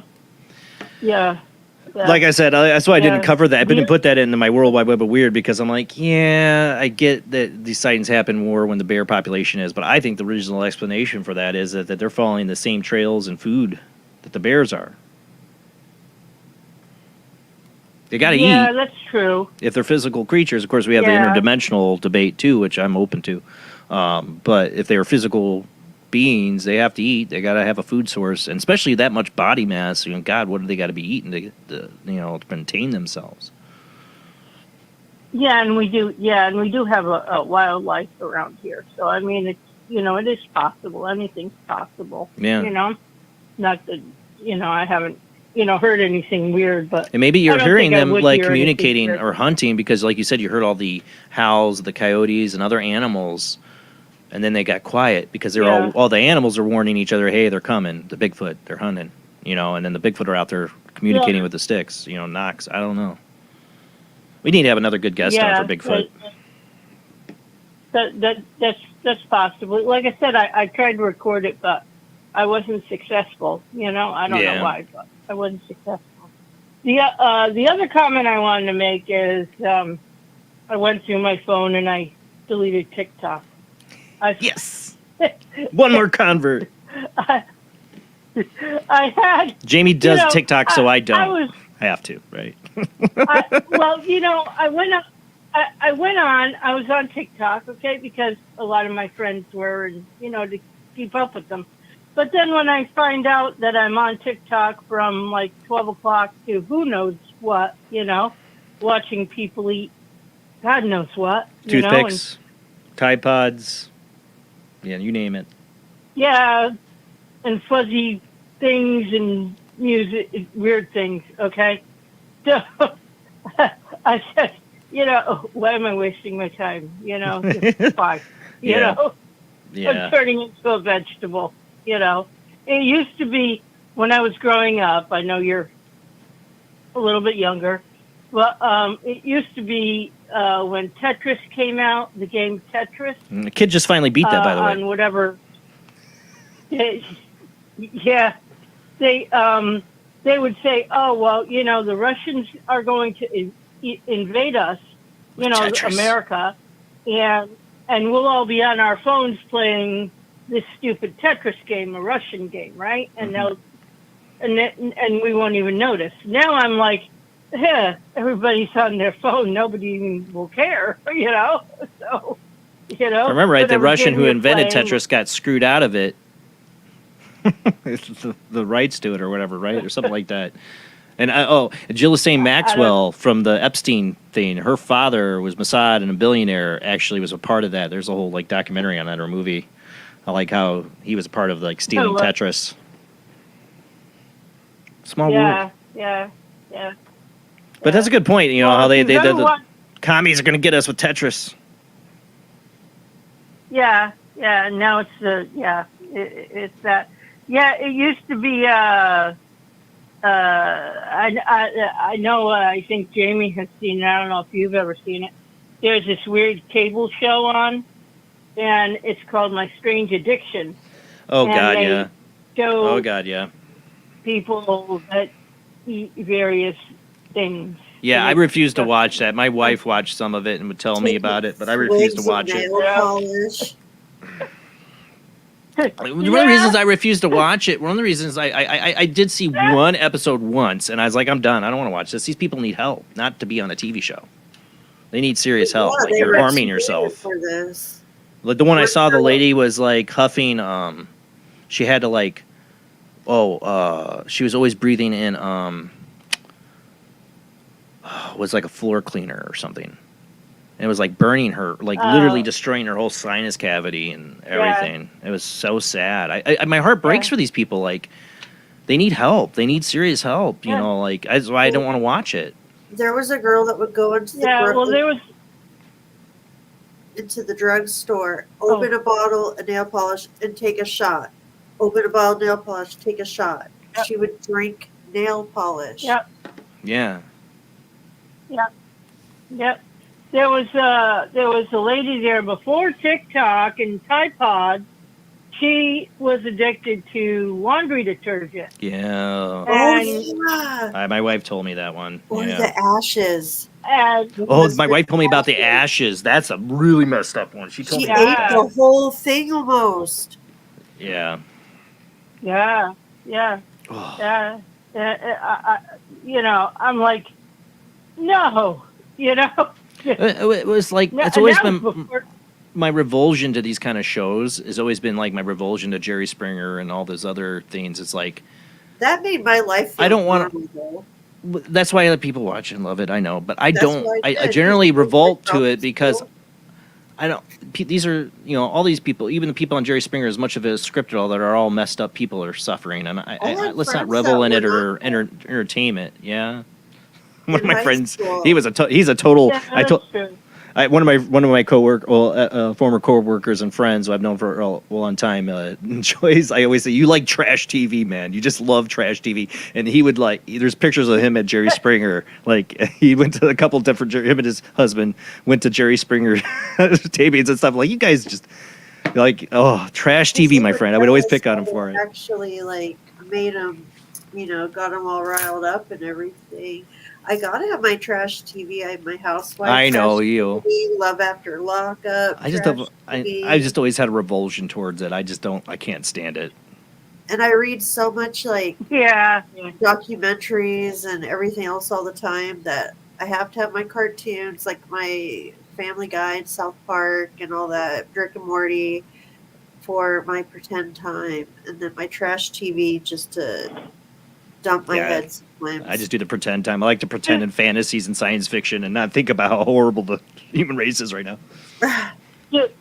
Back in the day, the cartoons that were on, I think MTV, the Rick and Morty type thing, and Beavis and Butthead were supposedly supposed to be on a Sick and Twisted, alternate Cartoon Network. Adult Swim. It's Adult Swim. That's what Rick and Morty is on and all that. Yeah.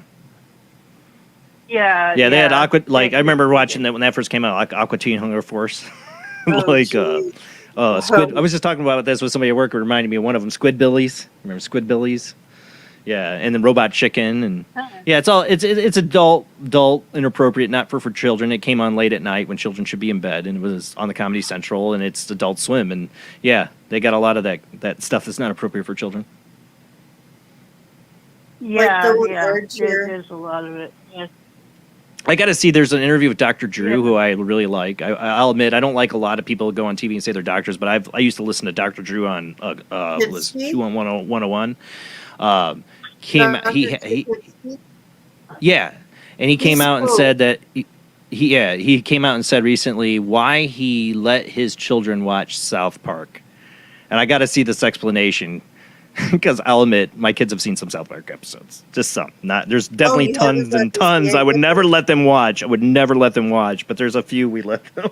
One of them was the Kathleen Kennedy. Because my oldest son, who's a Star Wars fan, hates Kathleen Kennedy because he hates the sequels. And he gets this from his dad. I know. I didn't brainwash him and let him decide himself, but he hated the sequels, so he had to watch that Pandaverse South Park with me. Yeah. Well, I got a few Who Killed Kenny keychains. If you ever want them, I'll send them to you. Yeah. No, they made the things, right? Whatever they call them. Yeah. And it says Who Killed Kenny. So, I'm guessing Dr. Drew's excuse is that South Park exposes just the pure hypocrisy and lunacy of the world, and you might as well just expose your kids to it now. That's my guess of his explanation. Yeah, I don't know. You're going to have to tell me. But there's some episodes, I'm sorry, Dr. Drew, you cannot let your kids see. No. You shouldn't. No, not at all. Lots of them. Most of them. 99% of them. Time after. Yep. Well, thank you so much for calling in.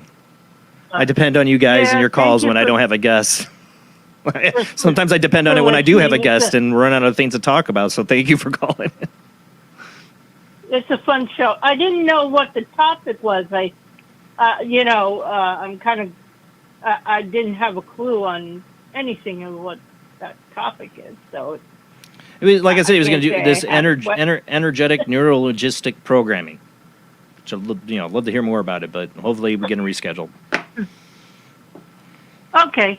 Alrighty. All right. Everybody have a good night. You too. Blessings to everybody. See you next. Bye-bye. Bye. Bye-bye. Bye-bye. There's a couple things in the chat room I wanted to get to while she was talking too. Where was it? A question I was asked of me, I will answer. Here it goes. Because I get this one. I get people messaging me on this one quite often, Marty. I wish I had heard from Heather Wade. I have not heard from Heather Wade in over a year. You remember when people that are fans of Heather Wade, she had a brief moment where she was starting to play some stuff on the radio, and it sounded like she was going to come back. She called me, and she was talking about it. But then I never heard again, and she didn't come back. So I don't know. I hope wherever Heather's doing, if you're out there listening, Heather, I doubt she listens, but if she does, I hope she's doing great. If the best thing for her is not to be on the air, if that's what if it's not good for her, then she shouldn't do it. I just hope she's all right. I could call her. I got her phone number, but I don't know. I mean, I got to know Heather, but I can't say like we were best friends or anything like that. I got to know her doing, we're mutual, interest in doing the show, and I really enjoyed our conversations when we did get to talk. But I'm not a personal friend of Heather's. I don't feel appropriate to just call her out of the blue and be like, "Hey, how you doing?" I feel like I'd be intruding. I don't know. Maybe I'm wrong. Maybe Heather would bash me over the head and say, you should call me. I don't know. I think about it sometimes, but I'm afraid. I don't know. I'm like, does she want me? Want people to call her? I mean, I'm sure there's a ton. That's the thing. I also know there's a ton of people that she made a lot of friends doing that show, and a lot of people that care about her. And I'm sure a lot of those people that had her number blew up her phone constantly trying to find out if she's all right. People care. I hope she's all right. I don't feel like I'm the guy to, do that. Reach out to her. I got to know her, but didn't get to know her that well. I'm saying, we only talked on the phone, never met her personally. Not many people have. I just hope she's all right. I have no idea where she is or what she's doing. I don't know. Has anybody ever? I don't know if any guys are in the chat room. I have not. I would, just like others, go to their website sometimes, see if anything's playing on that or whatever she's doing. I haven't heard anything in a long time. I am in the Facebook groups they have still for Heather, and I've not seen anybody say they've heard her do anything. Yeah, I think I'm still in some of those groups, and I'll see little updates here and there, people asking. Yeah, I see lots of people asking, but like the last I heard, I had over a year ago, or maybe it's been 2 years. I can't remember how long ago it was when she was. It kind of seemed like for just a slight moment that she might come back again. I don't know. Yeah, what happened. And you were at. Yeah, I remember that. Mm-hmm. And I tried not to say too much about it. I didn't say really anything about it on the show at all, even at the time. And I know they were talking about it in the Facebook groups, but I tried not to say anything because I didn't know. And I know Heather, she wants to sometimes, but then other things in life happen. Maybe it's not easy. I mean, I do a weekly show, and you saw I canceled last week when my guest canceled. I was like, screw it, it's my son's week. I don't do this as a business. Heather was doing it as a business, trying to make a living off of it and doing a show 5 days a week. And you got to find guests, and you're producing it all on your own, and it is a lot of work, and that is not for everyone. And I think she could have done it if it wasn't for a lot of bullcrap that happened. That wasn't her fault. Yeah, she got She had what it takes. What did she say, Marty? You said you chatted on the phone with her like last year. I think it was like last year too. I don't feel like it's been that long. It's been like a year. Yeah, Like, she called me out of the blue. Huh? were you trying to help get her like set up with some guests? Yeah, Also? I was like, you're coming back. I always was there to help her try to find guests. And, Yeah. I mean, she had a lot of people that she could get a lot bigger guests than I could get. But at the same time, it's hard to find guests weekly, so anybody can help. And I would say, hey, I had this really good guest you should have on. She did that for me. I mean, that's how I got to meet Terry Lovelace, was because of Heather. Because when I first started talking to Heather, she's like, you got to have this guy, Terry Lovelace, on. I'm like, oh, yeah, I've listened to those episodes, like your show with him. I would love to have him on, because, that was one of my favorite guests she had. So I was like honored that she offered him. She's the only reason I am is because, I know him and he's a friend and I think he'd be really good to have on your show. So, I mean, I wouldn't have got to know Terry Lovelace if it wasn't for Heather.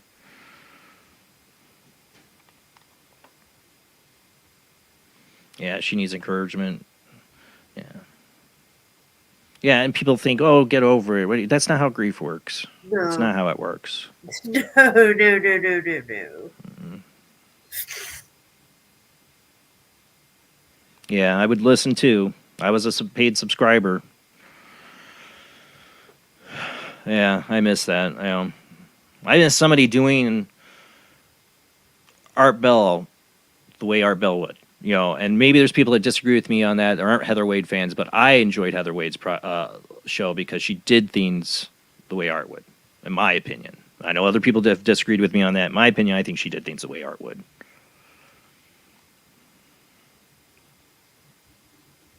Oh, God. You had to even mention that name, Heather. Was it Gypsy Rose? Did somebody ask? Yeah, like, speaking about encouraging delusions here. Poor Gypsy Rose. I get it. Poor girl. Poor girl. Her mother was an evil woman. On that the other day, too, again. But then, like, we make it into this big sensational, we sensationalize her, and she's, like, famous now, and I'm like... Yeah, it's ridiculous. What she needs is not be in the media eye. She needs to be rebuilding her life, and anybody who's a real friend of hers or a psychologist would tell her that. But at the same time, she's going to make money off of it and whatever. It's not like she could just walk into anywhere and get a job, probably. I think she needs to stay in some, like, long-term health care facility, something like that, because we don't know everything that happened, and yeah, that's just one thing that's crazy. It's so different than the other gal who the socialite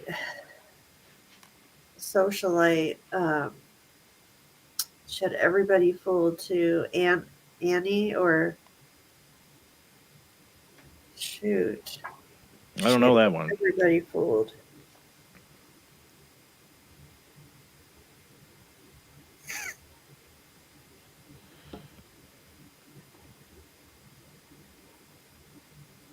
She was answering Craig. I don't know what the question was. I just saw that. Anna Sorkin. That's a crazy story. I know that name sounds familiar, but I don't remember what it was. She was able to do so much. Like, it was crazy. It's like, I mean,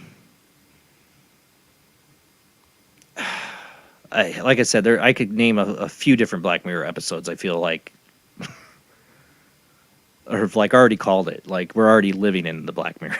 Like, it scares the hell out of me. And then you get into the neurochip. Yeah, we're really getting close to Black Mirror.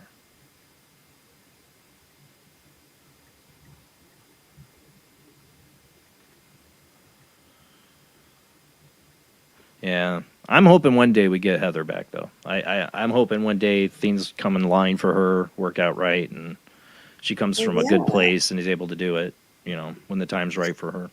I was just going to say, I believe in divine timing. Yeah. When it's time for her, it'll happen.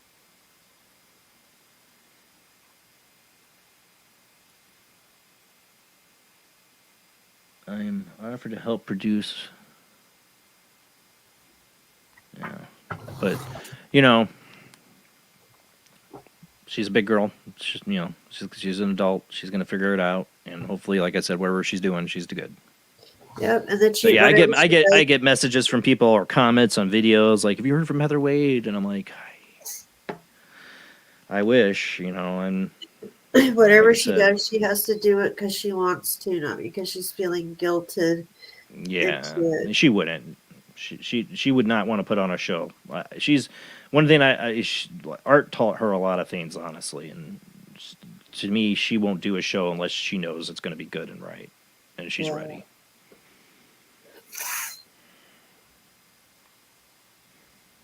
Let's see.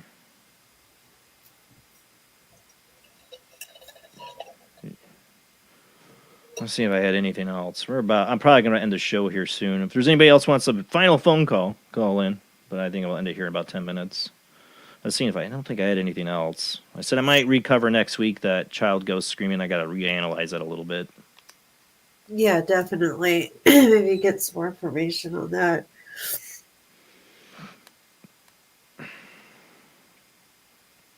Oh, there was one thing. I don't see it. I saved it. You posted something. Which one? Oh, it's about the California prison thing. What was that about? California issues statewide prison threat. Oh, dang it. Now I lost it. It's You probably shared it. in Paranormal Soup. Or you shared it on your timeline. California issues statewide prison threat warning after 200 inmates rush guards at Riverside County facility. 200 inmates riot at Riverside County facility triggered a threat assessment at every prison in California on Wednesday morning. About 20 minutes on Arizona. Rush the guards. Gotta imagine prison conditions are not great right now.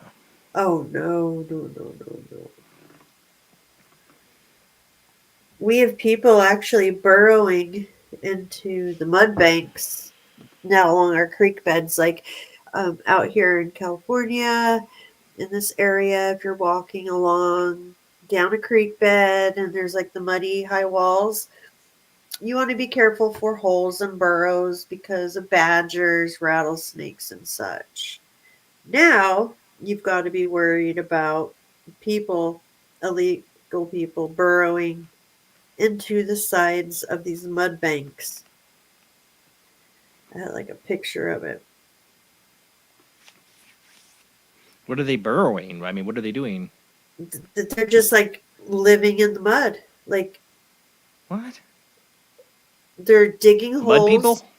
They're digging holes and burrowing and making like underground. Oh, it started to. I thought it was a picture. It's an ad. They started to make these underground like little Oh caves. yeah, I saw that. They're like little I saw it was like it reminded me of like the den of the Lost Boys or something. Yes. You remember the Lost Boys had that like collapsed underground thing under like the It's like a hole into hole it. they go down, Yeah. and then they make these caves. Well, it's too expensive to live in California. Oh yeah. I don't know. I just sent it to you, but it's a trip. So yeah, definitely watch Yeah, I out saw for that. badgers, snakes, and possible people. You'll know, if it's a lion den, if there's bones outside of it, or a snake den if you see shed skin and such else. And if you see a bunch of needles, well, it's a drug den. Yeah, and some Frito wrappers, some Cheeto. But a lot of, you see, wrappers. that's the thing. They blame a lot of homeless on drug use and all that stuff. A lot of the drug use happens after somebody becomes homeless because of their situation. A lot of that is, drug use definitely can lead you to be homeless. Why is it doing that? Got to change. There we go. But a lot of it is, you look at all the places where there are huge rates of homelessness. It's not the drug use; it's the housing costs. If you look at the housing costs, it's directly related to the homelessness. Because housing costs are up, that means rent's going to be expensive too. That's the big reason. Definitely. And we're going to have, I think we flooded how many legal migrants into this country in the last year? and they got to find homes. That makes the cost of rent and things go up. And, You know the 3 that flipped off the cops after? Mm-hmm. They wanted to go Well, to after they Mexico. beat up the cops? Yeah, After they beat up the cop? cops and then flipped off, they asked, where they wanted to be sent to. Sunny California they wanted to go to. So now we home those 3 lovely gentlemen. Yeah, well, because all these cities are shifting around. What's Yeah. interesting is that they're also like making these like places, like these facilities where they're taking not families or of immigrants and people that come in here or whatever. They're taking all military age men and housing them. Unaccompanied military age men. Mm-hmm. Yep. Guess what? They've already started talking about it in Congress. I mean, there's already been several times now you've had Congress and senators mention, like, hey, we can give them a path to citizenship by having them, sign up for the army. I mean, the president will come watch it. One of these presidents, this dumb one now or the next dumb one, is going to come through and be like, I make an executive order. I'm going to give amnesty to all the if you want to serve in our military, and it solves their low turnout. Well, Don't have that yeah, draft. because they are already talking about different things like that, even about Yeah, giving. of course. letting Got to have them soldiers be for the big police war because we're all too chronically ill here in this country. Or the younger generation's too busy eating Tide Pods, or they don't identify as a human to serve. I don't know. I mean, there's so many issues. They probably get the recruitment so down low. Well, here you go. One of the days I showed you the military airplane thing I was looking at with all the helicopters everywhere. My mom said that same day was the day that supposedly they were flying a bunch of illegals all over the place to these different areas and all that. So I don't know if that's what the helicopters, had to do with or not. But God knows. We got one more call here before we go. We got Drake the Dragon. What's up, man? Roar. You there, Drake? I hear noise in the background. You there?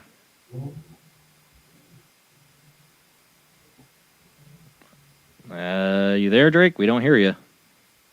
Maybe dragons don't talk.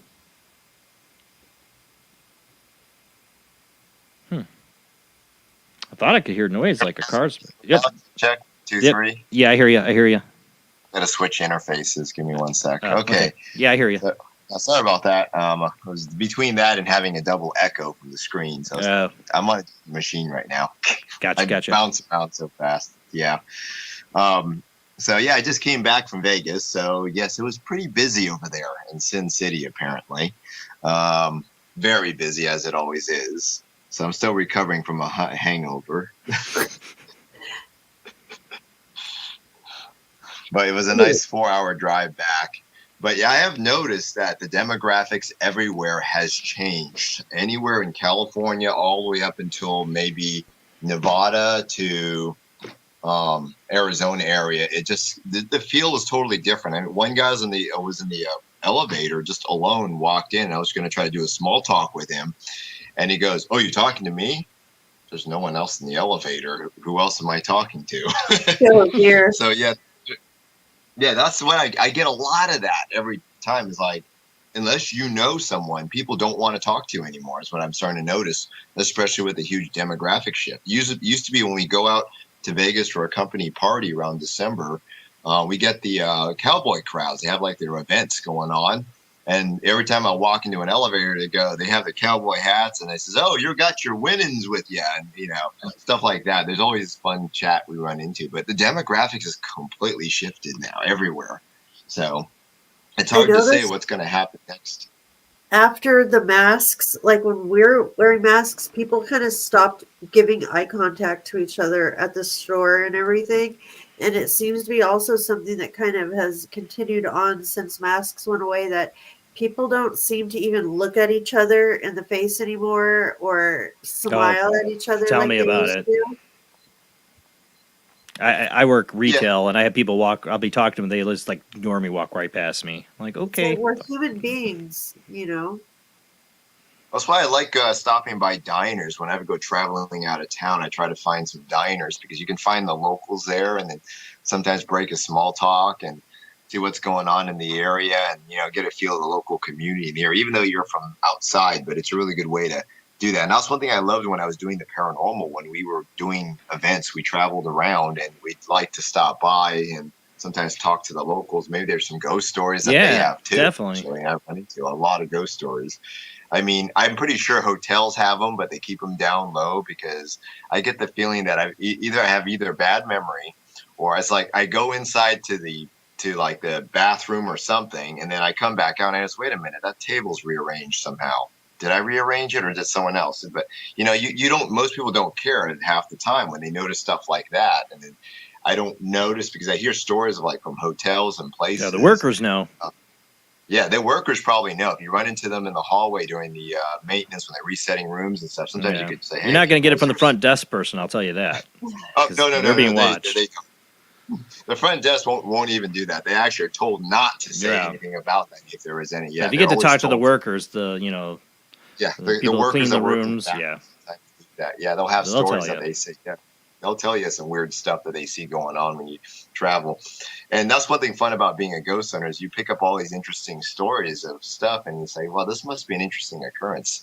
So that's why I like traveling, trying to get some local talk with people. But I'm starting to see, because the new shift of people coming in, and obviously where I was at was mostly entertainment capital. So we stayed at New York, and they remodeled it a few times. We used to stay at the company actually gives us a holiday get together about once a year. So we've been doing it for about 15 plus years. So every year we usually have an event that goes.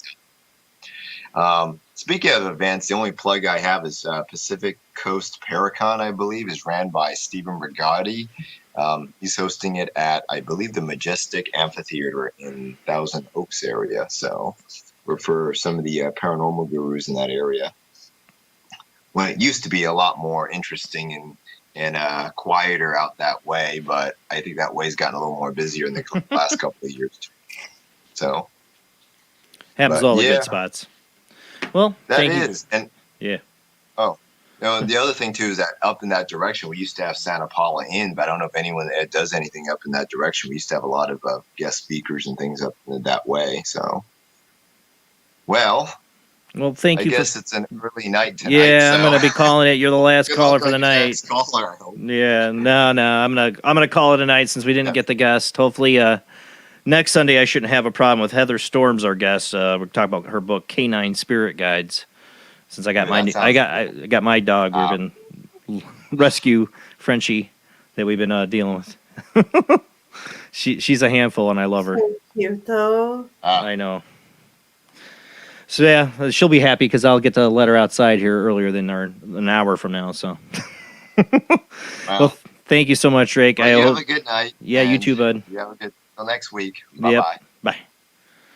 All right, guys. But yeah, I'm gonna call it a night. Sorry. I know every time I end up the show early, people will come on the last hour and be like, "Where's the show?" I'm like, well, where were you?